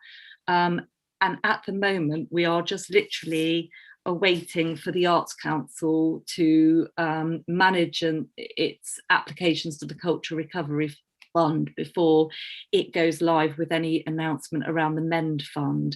And having looked, and there is now a spreadsheet, thank you for all the contributions from members in putting that spreadsheet together, of potential funders. There are some really sort of couple of real key funders out there who I think are possible contenders. But this MEND fund is the one that we feel really particularly suits our circumstances. It is all around the maintenance of local authority museum assets. We've got a meeting lined up on the 25th of March, actually, with our colleagues from the South East Museum Development team, and they are going to give us the heads up, hot off the press, well ahead of other people in the region, about that fund. So I hope as soon as I know more, following the 25th of March, I will be able to share that information with you. So unfortunately, as frustrating as it is, I can't say any more about funding at this stage, but as soon as I know more, I will happily share that. So I think that was my main point. And I think there was another set of technical issues around access and the issue of the building. And I don't know if you want to go into that now, or it might be self-explanatory. I think the building has got its own course. So, and there's a couple of hands up. Councillor Mirrlees. You're on mute. Thank you, Chairman. What I feel that the emotional reaction to this is because I think the Farnham people have felt pretty much let down by the council, because when there was money, they didn't use it, and it has just been left to rot.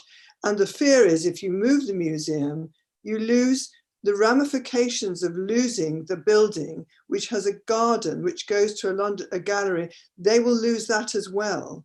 And these are places that are beautiful places that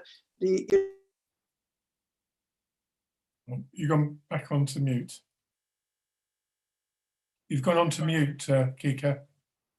Bloody thing, sorry. If the ramifications of losing the building through losing the museum means that the possibility is you will lose the garden, which then leads to the gallery, which was built for people to use for all sorts of things, creative writing, because to sell that building, you would need to offer them that as well, and they would need parking, and so it goes on. So that's the problem, why it's so emotive, is because it's not just losing a museum, it's not just losing a building, it then can lead to losing a whole lot of other stuff, which is really important to the Farnham people. But I understand now that we are not in a position in this ONS committee to be looking at the building, but just for people to understand why that is important to the Farnham people because of the ramifications of it. And also having talked to Charlotte previously and being aware that it's not an easy thing moving a museum. I mean, it really isn't. And then where you're going to store it and how much it costs. None of this is going to be easy, and none of it is going to be cheap.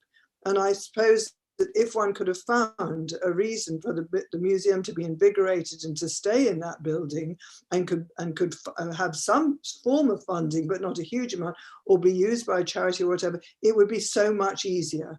But we're in a cleft stick, and that's why it's so difficult. It's not, you can probably get money for the building if you get money for the museum. That's what we've found with the Arts Council and things.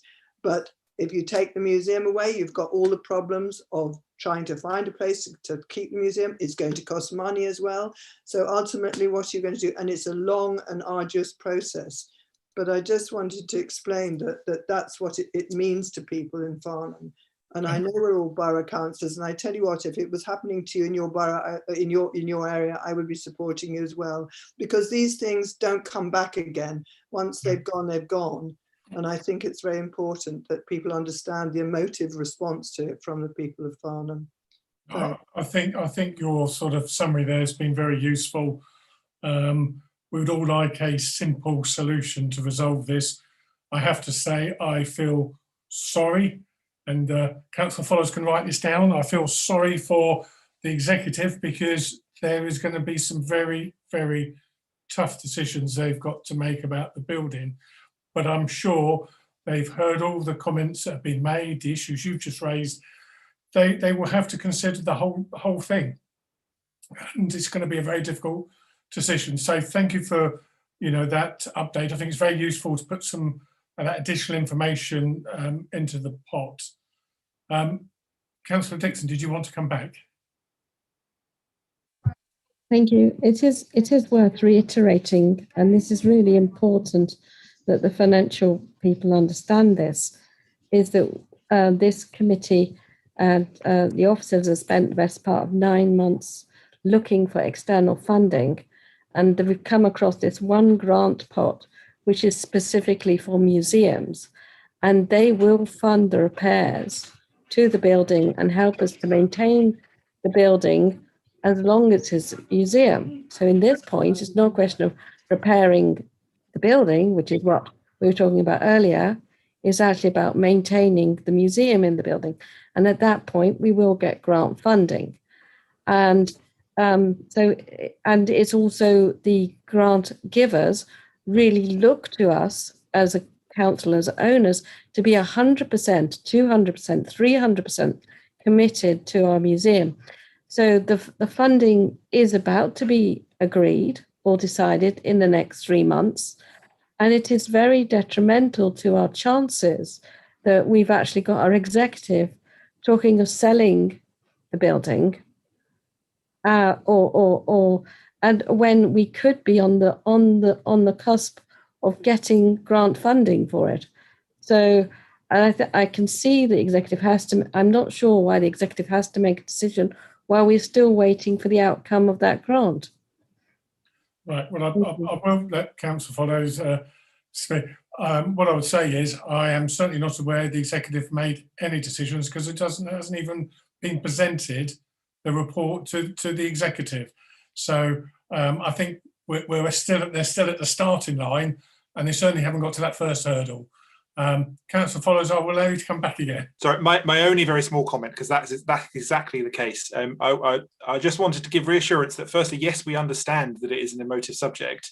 It's an emotive subject for many borough councillors because, of course, Farnham is the only place where Waverly still pays for the museum at all. This has been a long dealt with discussion in Godalming, whose town council run it, and Hazelmere, who's long since departed from Waverly and is now managed by a trust. So it's emotive for lots of different reasons, for lots of different people, but we understand. I know that all of the executive understand why it's emotive in Farnham, and the moment that I ever forget, I know John Ward will remind me. So we do understand, but as Councillor Dinas has mentioned, until we've actually had the report, that's where we are at the moment. But it is only prudent for us to consider all of our options in this. Thank you. I'm going to bring it to a close because we've got a couple of other big items. There were 3 recommendations on this one, which was we note the information contained in the papers, that the committee notes a verbal update from the says Head of Finance and Property on the property appraisal.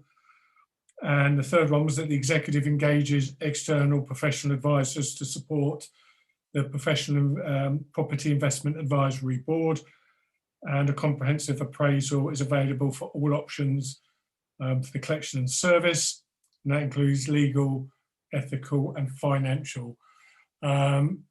So unless anybody objects, we agree to those recommendations, and we wait for the next stage when it goes to the executive, and I'm sure it will come bouncing back our way in one format or another. Agreed. Agreed. Thank you. It's difficult, I know, to agree something that you're maybe not happy with, but this is going to be a very difficult one. So thank you for that debate, and thank you for the additional people who contributed to that.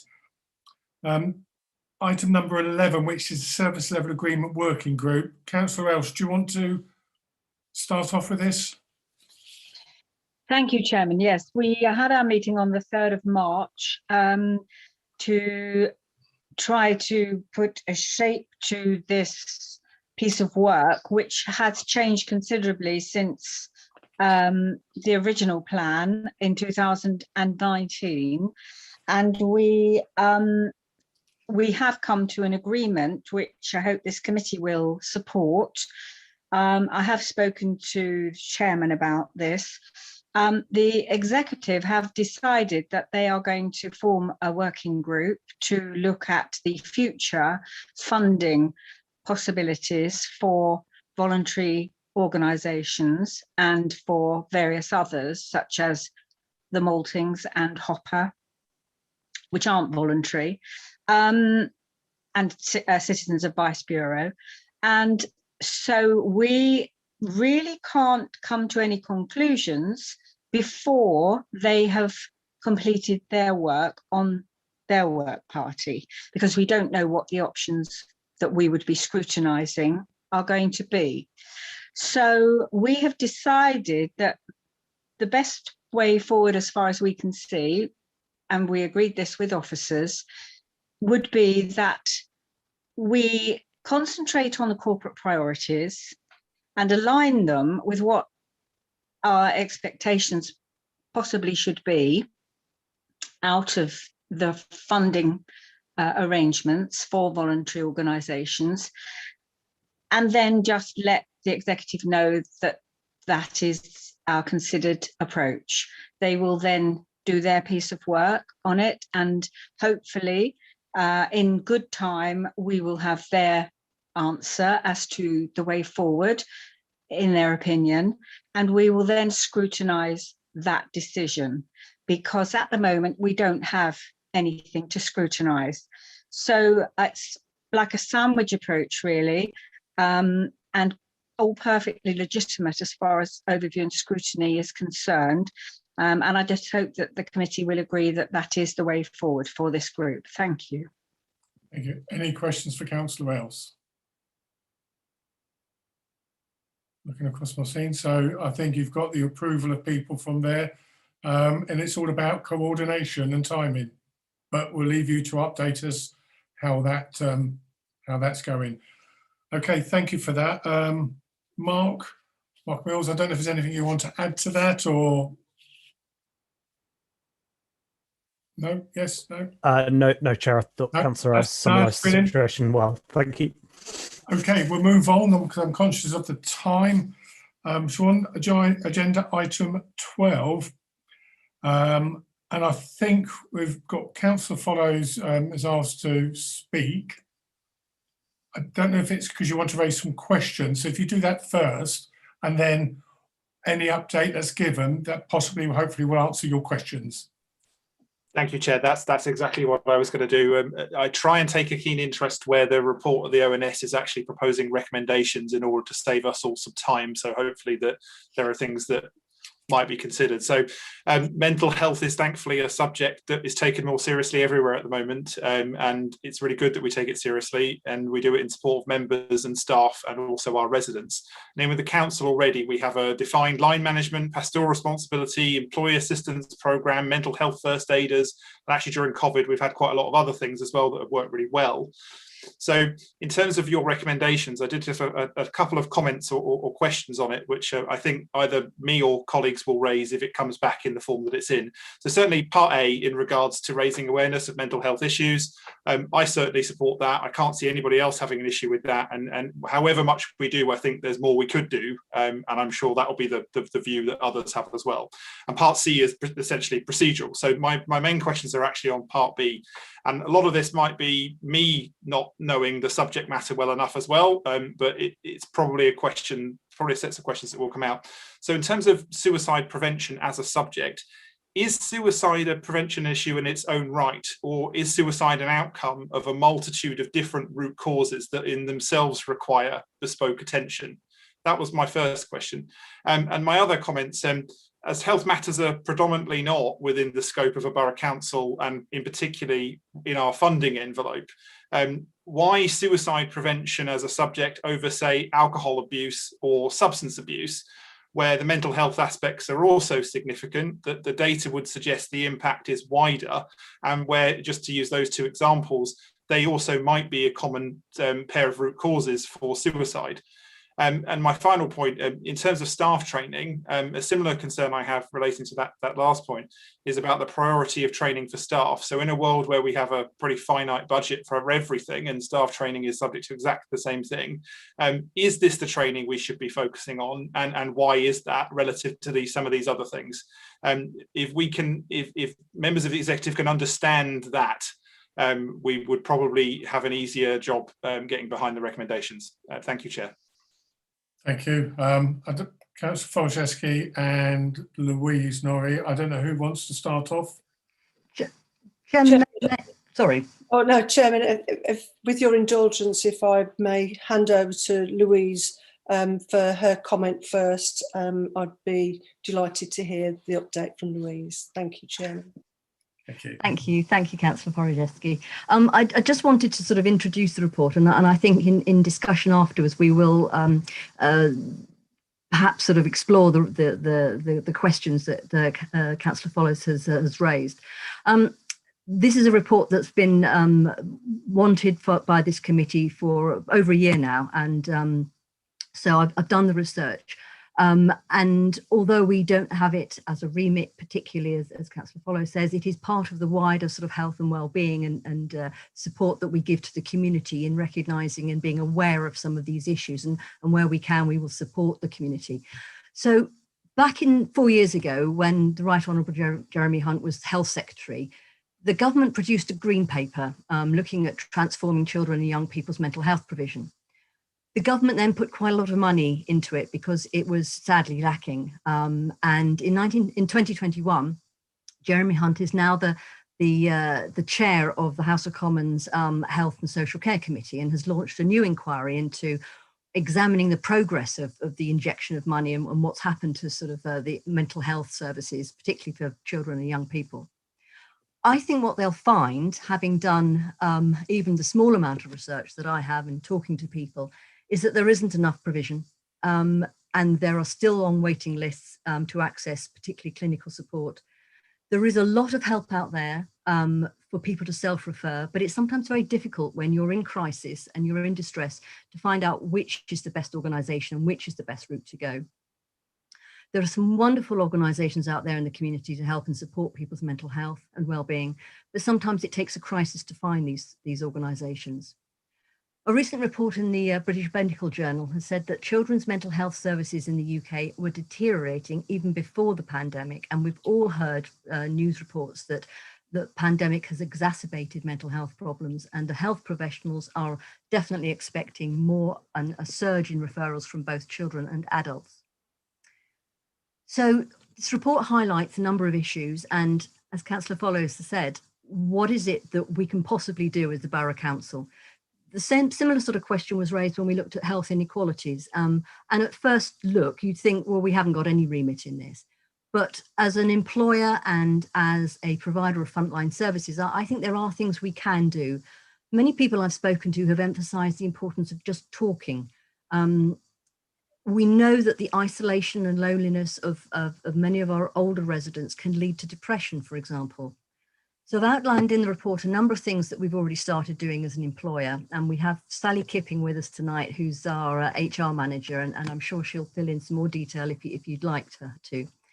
In the same way as that we train managers to be aware of some of the basic mental health needs, we can also train frontline staff to recognise signs in those people that they may be working with through housing services or Waverly training services for young people, for example. It might be just as simple as listening to someone, and in some instances, recognising that that person needs extra help and where to signpost them to. The public health team has started working with district councils as part of their multi-agency approach to suicide prevention.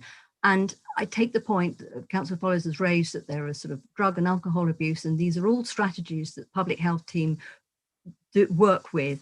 This just happens to be at this moment in time with a sort of a coming together, a coincidence of Councillor Folczewski and her mental health and the suicide prevention work that she was doing under her mayorship. This has happened so that the public health team approached us at this time recently to say, look, district councils have a role to play in raising awareness and signposting people. And I don't think we're expecting for one thing to be training staff to become experts in these mental health, but what we are thinking we can do is raise awareness and train people to recognise when people need further help, and that Public Health have a number of courses which they are offering us at no cost to ourselves to train staff, to raise awareness, and ultimately help our staff to better support the community. I'm going to leave it there because I know the committee will have other sort of thoughts on this, and Sally may want to talk about the staff as well. Thank you. Thank you, Louise. Councillor Forrest-Esky, do you want to chip in? Or yes, very good summary. Yeah, thank you, Chairman. I actually thank Councillor Paul Follows for raising those points, because I really do think it's important that when we go down a road like this, we are very clear about what we're asking this executive and this council to adopt. So I think the points are very relevant. I've heard it say on many occasions, you know, it is not our problem, it's somebody else's problem. What role can we play in all of this? And if I go to the report, there's certain things that I wanted to pick up, but I wanted to just highlight as well that it's everybody's problem. It's not just the council's problem, it's everybody's problem. And when you look at the statistics of suicide compared to drug overdose or alcoholism, they don't match up at all. It is the single biggest killer in men under 50s. Before I point to some of the key points in the report, what I would say is I think Louise and her team have done an absolutely remarkable piece of work here in a very shapely time frame. It's a very brave and bold report.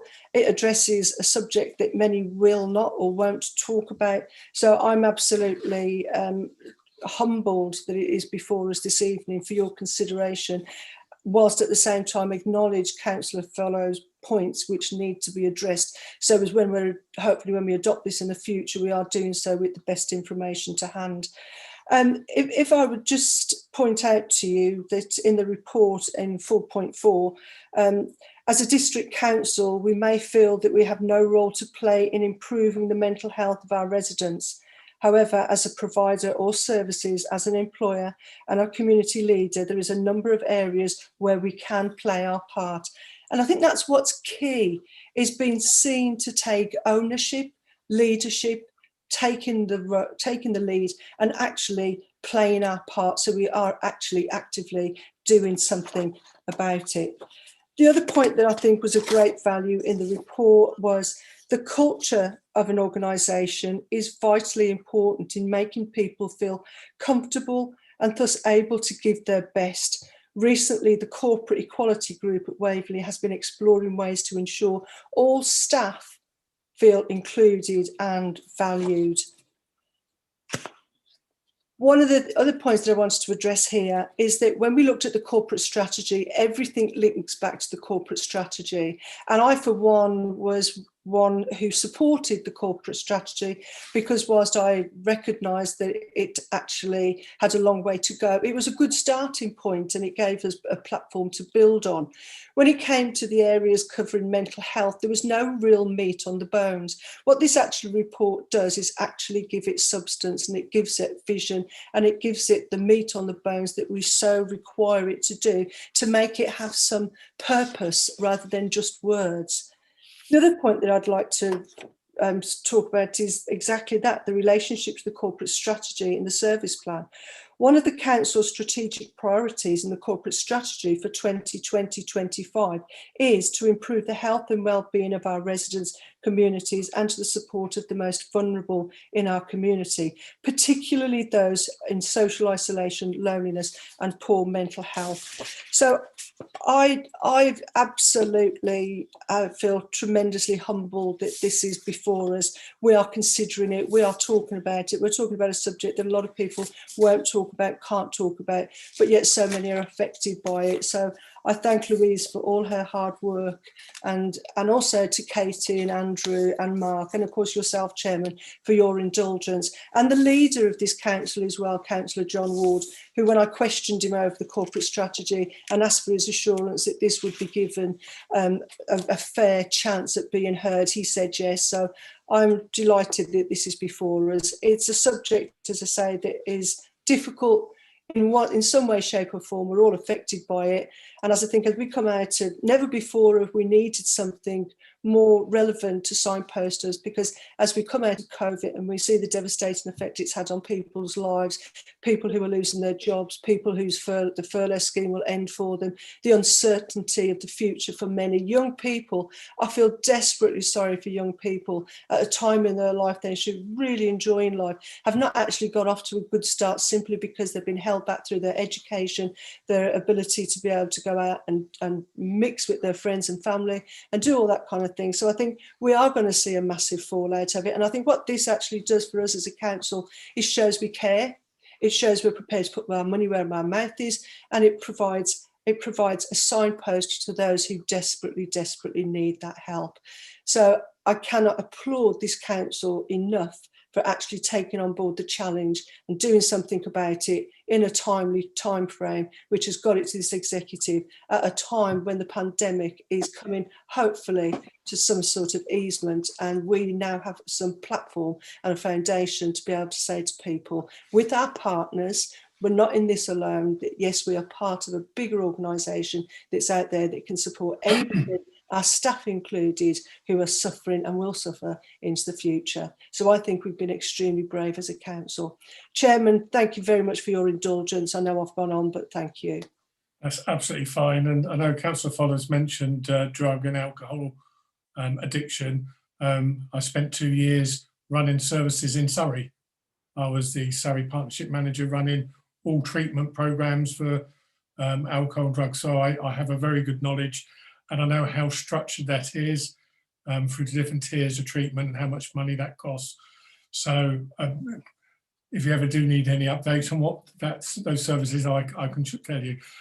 Sally, did you want to say anything before opening it up? Yes, thank you, Chairman, very much for allowing me to speak on this important topic for Waverly. So I can only really talk from a staff perspective, because obviously my role as HR manager is to look after the staff. But I thought it would just be helpful to give you a flavour of some of the statistics that come out from the staff on this. So I'm looking to my left at our most recent management information report on 5 top reasons for staff absence in Waverly.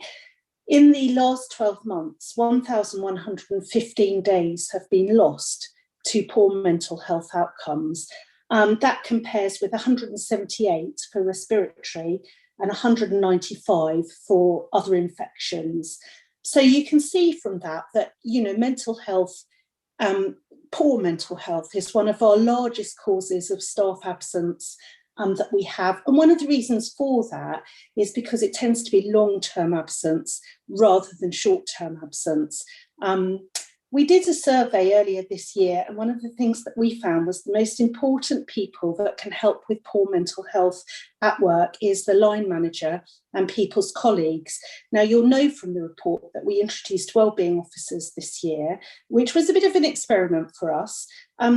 They haven't possibly worked as well as we would have wanted them to. And the reason we believe for that is that people want to speak to someone about mental health issues, to someone they already have a relationship with. So, for instance, someone they work and trust with already, rather than to talk to someone they don't know very well.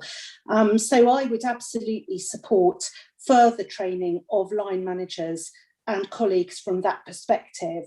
From a very personal point of view, in the 12 months I've been HR manager for Waverly, I have had one person with such a threat to their life, we've called out the police. I've had one person have mental health crisis at work, and I've had one person only last week who threatened suicide. So, I've dealt with 3 members of staff over the last 12 months who have experienced this. I've had no training myself. So, in that particular regard, so, managers have come to me sort of saying, this person's doing this, what do I do? Now, luckily, I do have a background in policing, so I've had a bit of help with that from that training. But the point I'm trying to make, Chairman, is that this isn't a problem that's sort of outside Waverly in some peripheral way, you know, this impacts on staff on a very real day-to-day basis. And it also has a major cost impact on Waverly in terms of staff absence from work. So I kind of think, you know, going back to Councillor Follow's original question, which was around the complexity of the issues, he's absolutely 100% right. These are very complex issues. And certainly when we look at the underlying causes of poor mental health, you know, there's no one, you know, it's not all caused by work or all caused by home life. It tends to be a very complex picture behind it. But I could certainly absolutely support further training for staff. I absolutely get that we've got really difficult budgetary concerns, and we may have to make some very, very hard decisions about what we support in cost terms towards training. But it's my belief that anything we can do to improve mental health and well-being at Waverly is a good thing, not just for the staff, but also for the communities they serve. Thank you very much. Oh, thank you very much. I've got 3 people, and the order was Councillor Waverly, Councillor Rubini, and then Mark Mills. Thank you, Chair. I've been involved in problems with people who have mental health issues, and often mental health issues then lead to alcoholism and drug abuse. But just as a point of information, we hear a lot about men actually killing themselves through suicide, but interesting, listening to a programme about it the other day, more women attempt suicide but survive it. So that's something that I think we need to remember. Thanks. I think this is a very worthwhile cause, so I'm well behind it. Thank you very much. Councillor Rubini. Yes, thank you, Chair. There are 2 things I'd like to bring up. First one is that I am very concerned about young people. I've always been a champion, I like to think, across Waverley, of young people and a voice and other concerns. I really am very concerned that Surrey County Council appear to have almost shut down their youth services. They keep getting bad marks. And if you ally this with local education, which of course Surrey has a lot of input with CAMS and other organisations, I am very, very concerned as to where young people get assistance from. It seems to almost be, if not collapsing, certainly we can talk about adults because we know adults. But young people, where do they go now? They can't go to youth clubs. They can't let off steam. I am really concerned about how they're going to be recognised and, of course, where they're going to go. We've had things like Home Start and Start Right. They've all closed down for Hazen. There's very little here for young people to either let off steam or indeed show the problems that they've got. So I think we need to look hard at young people, but of course, like all organisations, have we at Waverley got the remit to actually look at it? I don't know, because we can't keep on taking things up that are not our concern. The second thing is that we do a lot of talking about staff members, etc., etc. I wonder if we ought to have a councillor as a champion, somebody like about Councillor Porashevsky, who took on a proper role as to be the champion of mental welfare, because it really does need a good lead, and it may be that a single person could tie a lot of strands together and take this forward. Thank you, Chair. Yeah, two points if I can just come back. I think the first one about if we feel that someone from Surrey County Council needs to come to one of our meetings, then we have the option, and Louise, I'm sure, will note that with Councillor Forojewski. In relation to the lead, I mean, my view is we have Councillor Martin, who's the portfolio lead. I think it probably would sit there, but as a portfolio lead, that's why you have portfolio leads. They take the lead on behalf of the council. But yeah, it's a good point, and I'm sure because Councillor Martin is listening in, so I'm sure she's taken note of that comment. Councillor Follows, it must be really quick because I'm very conscious of the time. I just wanted to say thank you for both for listening to me, but also because I think, I hope that by me being here and trying to engage on this, that just showing that we do take this matter very seriously. And actually what I'm hearing is, as much as it's also about suicide prevention, it's actually about mental health as a general policy subject. My background on this is I'm an ethics and conduct officer for a division of 5,000 people in my regular work. and I deal with a lot of these issues every day as well as being a male under 50 myself. So I would like at some point, if possible, I'm sure your recommendations will come in as they are, but I think it would be better, or at least helpful, if the executive could have an informal discussion with somebody from Surrey as well, with Sally, with Mary, with any other members who want to contribute to this, and perhaps we work this up into a mental health policy, a general mental health policy, which has aspects such as suicide prevention. Perhaps we take it that one step further, using this as a springboard. Obviously, that's up to ONS to put their recommendations as they may, but that would be my recommendation outside of this room. Thank you, Chair. Okay. Well, I'll leave it for Councillor Forrest-Esky and Louise Norrie to chat, as I'm sure they will outside this meeting, and they can look at the best way forward. But if I can just quickly go to the recommendations, which is on page 5 of the additional papers that we received. But there were 3 recommendations. I know you would have all read them. Is everybody in support of those recommendations, or would you like me to read them out? Agreed. Agreed. Agreed. Okay, that's everybody. Thank you. And I'll and a huge thank you to Louise for that excellent summary and the work that you've done, Louise. Absolutely outstanding. And to Councillor Forrest-Esky for being such a champion of this scrutiny group. And we look forward to the next stage, how this develops. Okay, so moving on, because it is 9 o'clock and we normally do keep to time, but we've got the antisocial behaviour PSPO, which is pages 89 to 110. Now we've got 2 speakers who again I think may have concerns or support for this, and then I will turn to Richard Holmwood. Councillor, well, actually I'll give you a break, Councillor Follows. Thank you, Kevin. Now, who we've got Maxine Gale. So Councillor Gale, you're very welcome. My apologies that you've had to wait so long, but the floor is yours to raise any issues you would like this group to know. Well, thank you very much, Chairman. I must say it's actually been a very interesting meeting so far, so I enjoyed it. I've come along really because I've got concerns regarding the ASB PSPO order, which is on the agenda tonight for the entire area of the Godalming Town Council. My ward is Milford, and that starts at the garden centre known as Squires, which is on the road from Godalming to Milford. And that's also the start of the Whitley Parish Council area, which I'm also a member of. Whilst I wholly agree the police have run out of tactics to deal with the dreadful behaviour which has been occurring in Godalming and Farncombe, and the PSPO order is really the next step for them. Our worry in Milford and Whitley is that this will displace the problem to nearby villages. We know that a lot of the problems occur at railway stations within the area, which was actually told to us last night by Claire Sutherland. And those stations are Godalming, Farncombe, and we also have railway stations.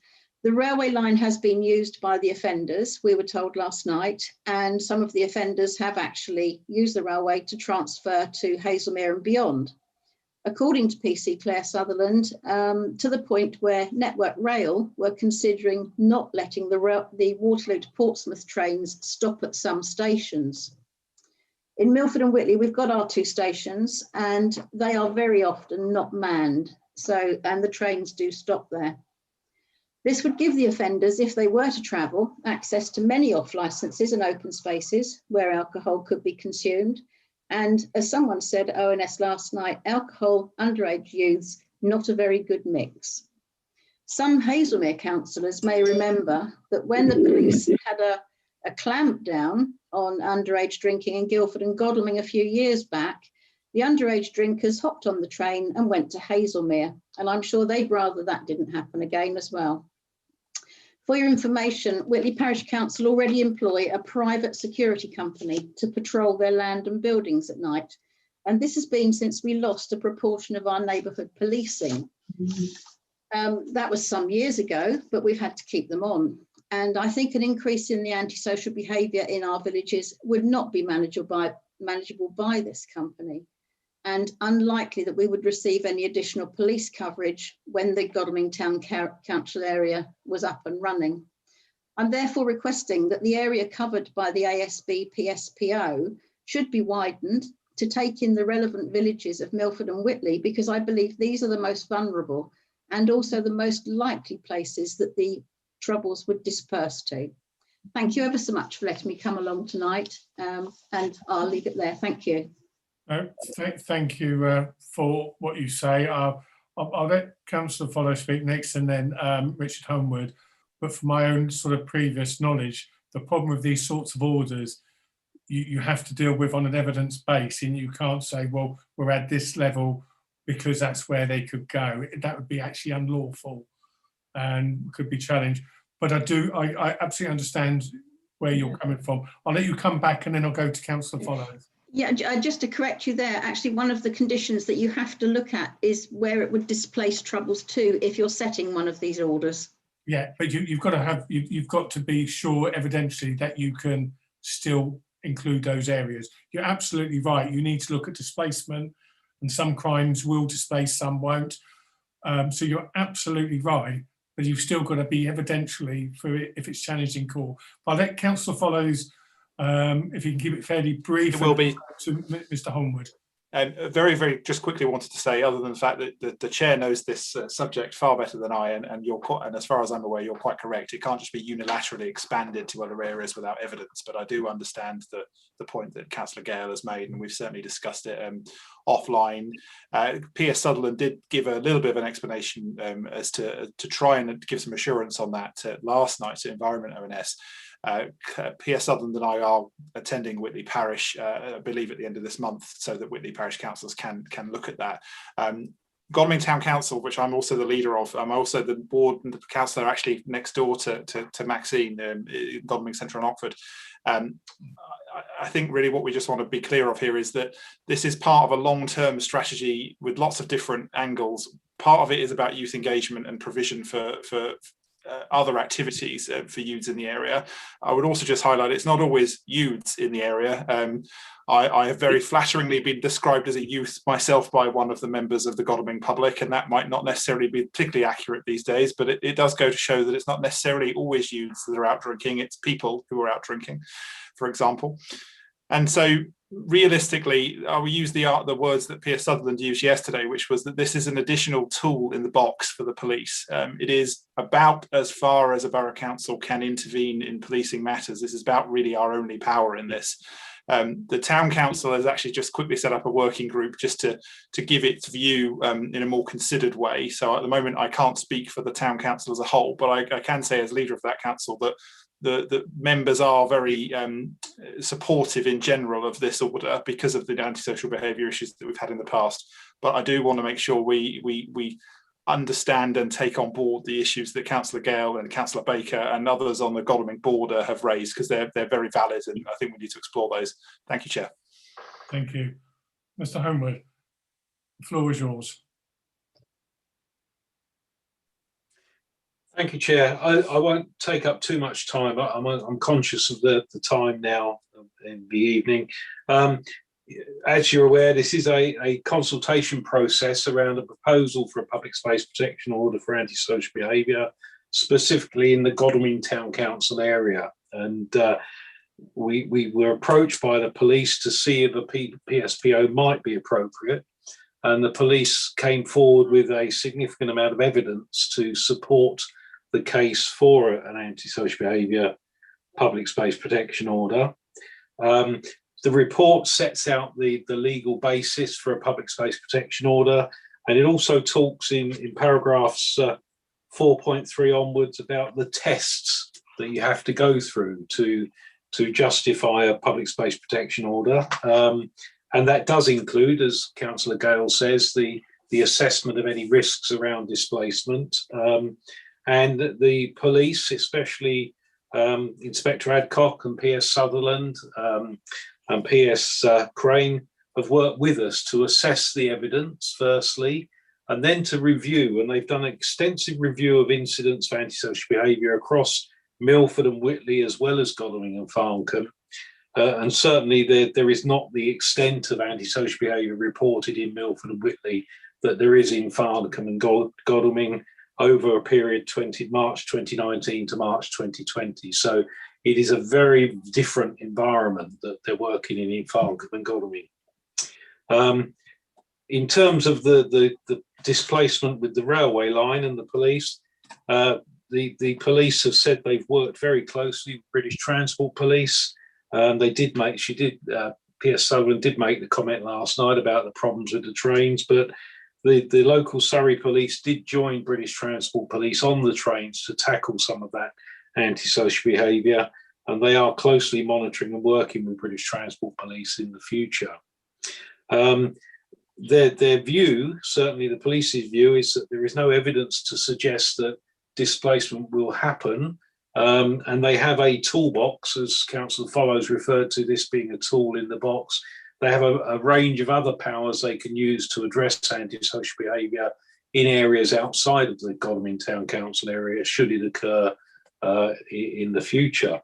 And of course, there is no reason why this public space protection order cannot be reviewed and extended, or an additional PSPO made for another area should antisocial behaviour become a significant problem in that area as well. So it is the first public space protection order in Waverly for antisocial behaviour. None of us know exactly what impact it will have and what displacement effect it will have. But as Councillor Dean has quite rightly said, you have to have an evidence base to support the case for an order. We have that for Godalming Town Council area. We don't have that evidence base at the moment for Milford and Whitley, but we're conscious of the risks of displacement. And the police have said they will monitor that closely and use all their other powers should it happen. But they do need to be ready to tackle the problems of antisocial behaviour in the Godalming Town Council area. And they're conscious that the summer is coming, the end of lockdown is coming, and they want to be ready with the complete toolbox in time for that to happen. Thank you, Chair. Thank you for that. And I think the point is this is an escalation process, and this is really the final throw of the dice. So I think if it does displace, and I sincerely hope it doesn't, there'll have to be an escalation process to get to this point. And I'm sure, Maxine, you'll be on the case if it does displace, and absolutely, and bring it back to whoever. So if it needs to start escalating, then we're nimble on our feet on this one. So I'm very grateful. I have two people who've got their hands. I've got Councillor Dixon first, and then Councillor Wilson. Yes, good evening. Thank you. I just wanted to speak about this because I did wonder how it was going to be policed. So perhaps if that could be added. And I spoke to my daughter who's 18 today, and we were looking at this document together. And it's interesting that we were talking about the lack of youth provision in our previous item, and now we come to this. And I think for her, she was just in absolute despair, because she said, you know, as an 18, 19-year-old, I am allowed to drink. I don't really like going into pubs because they're for old people. And, you know, we might want to sit on the grass in the park. And as an environmentalist, she's not going to be throwing bottles or burning bins or anything like this. So I just feel that this is a rock or something to crack, a very small nut, which shouldn't that really be addressed by just having more special constables or more people on the ground, because we're criminalising behaviour which is going to be quite normal. In the coming summer, we're still going to be social distancing. We're still not going to be always going to be going inside pubs. You know, personally, I'm quite looking forward to having glass Pimm's in the park. And now you're telling me it's going to be illegal? No, sorry. With respect, Chair, that's not what this order says at all. Can I respond to that, Councillor Dina? Yeah, the powers in this order are essentially discretionary.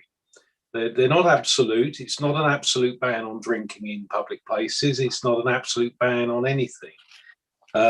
What it says is that if an authorised officer believes that antisocial behaviour is being caused by the consumption of alcohol or the consumption of other substances, then they can intervene and take action.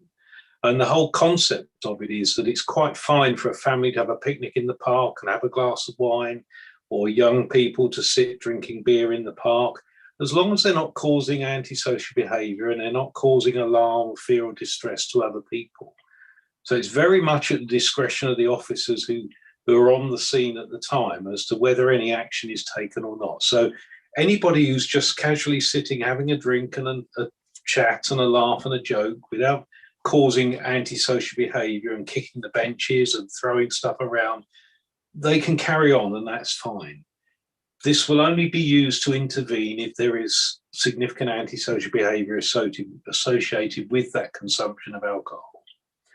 So we need to get that message across. It is a discretionary power, and all the powers in this are discretionary. They're not absolute bans on anything. I hope that gives you some reassurance, Councillor Dixon. Yeah, and I think if you just look on page 95, the top, it says there have been 246 incidents at Farncombe. I mean, that is a horrendous number over 2 years period, and that's what's known. So, you know, this is a major problem. I mean, I've policed Guildford in the town centre. Those sort of figures out-trump probably Guildford town. So I think it's just quite serious, and I think it's the right time now to escalate it. I've got Councillor Wilson next. I saw a couple. I'll come back to Councillor Gale, and I thought I saw one other hand. Councillor Else. So, right. Councillor Wilson, George. Hi, thank you. Well, I fully support this and I welcome it because it is my ward that has had most of the incidents you spoke with. To reassure Councillor Gale, it is relatively easy to change this, to extend it. Once it's in place, it's very difficult to actually get one going, but once you've got it and you've got the evidence, it takes a lot less work to actually extend it to cover areas that are suffering from displaced antisocial behaviour. The other thing is stations, I believe, talking about the ones at Whitley and Milford, come under a different heading. The British Transport Police and actual station property have a much stricter legal system working in them. The only concern I've got is the enforcement. I think once this goes into place, people are going to feel a great sense of relief, but I think we're going to have to be asking them to make sure that they report everything so that enforcement is seen to be working. And I think that probably comes down to us as councillors. We really need to be publicising it from the council and as individual councillors. So once again, I welcome it. I fully support it and I hope it works well. Thank you, Chairman. Thank you. And I'm sure Ms Homewood can come back and update us in maybe 3 or 6 months' time with what's happened, what powers have been used, etc., etc. So I'll move quickly on because we are well over time. So I've got Councillor Gale first, and then finally I'll go to Councillor Else. So Councillor Gale. Thank you for letting me just come back on that, Chairman. Just a couple of points. Councillor just mentioned stations. Yes, the reason I pick up stations is because that's the transportation of going from Farncombe or Godalming to Milford or Whitley, because it's an easy drop off. And you brought up some figures, and the police lady who was with us last night had actually done some research across Milford and Whitley, and we'd actually had 60 incidences of antisocial behaviour in a year. So, you know, we do have the problems. We just don't want them escalating. But thank you ever so much for your time. No, just keep on the case. And finally, Councillor Else. Thank you, Chairman. I just wanted to say something about the youth of today. I spent 10 years as a youth worker, paid youth worker for Surrey County Council, in the days when we did have lots and lots of youth clubs. And I really think we need to keep in mind that young people, and I'm not saying we don't need youth clubs, we do. We need a lot of things for young people to be doing, but the kind of young people who have been acting in the way that we have decided is absolutely antisocial, and not the kind of people who are going to enjoy youth clubs by and large. I've worked in youth clubs where we've had bricks through the window, we've had the tiles pulled off the wall, we've had bicycles bent and shoved down toilets.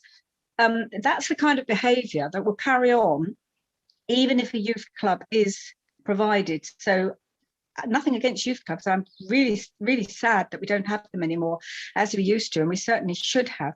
But I don't think Councillor Dixon's 18-year-old daughter is going to behave in the way that we are seeing at the moment in Godalming and Binscombe because she hasn't got a youth club to go to. I really don't believe that at all. You know, I want just to make it clear, in my mind, there's a definite difference. We mustn't tar all young people. If they haven't got anything to do, they're not going to go out and start throwing things off roofs and hurting people. Thank you very much. I think that's a point very, very well made, and I'm sure Councillor Dixon wouldn't allow her daughter to do that. Right, there is one recommendation on that, which is page 91, which was to consider the report and provide comment as part of the consultation. Hopefully, Richard's got plenty of well, support from that. I think I can take it everybody is supportive. Agreed. Councillor Bean, I see your hands up, but it needs to be really quick because I've closed it. Thank you, Chair. It is very quick. I just wanted to say, please, I'm assuming that this is part of other organisations. 25 years ago, we had exactly the same problem, and it isn't solved by one thing on its own. You need voluntary groups, you need youth clubs, you need workers on the street, knowing the children, etc. That's it. Thank you. That's happening alongside, Chair. Yeah, absolutely. And Annie Wrighton, always such a pleasure. I see your hands up. Do you want the final word before I close the meeting? Thank you, Chairman. I just want to apologise for the reports, and we'll look into how they happened, because really shouldn't be having to deal with them like that, but we will look into it and come back to you. No, that's fine. Thank you for your understanding. No, that's fine. I think we've probably gone over 22 minutes today, which we normally don't, but we've had some really meaty, chunky issues to deal with. So I actually think, although we're 20 minutes late, we've probably achieved quite a lot. So thank you for everybody's commitment. Thank you to the officers for putting everything together. And you know, sometimes these conversations can get a little bit prickly, but actually that's good, because if you don't, then we don't actually discuss the issues. So please don't let that worry you. Thank you, everybody. Enjoy what's left of your evening.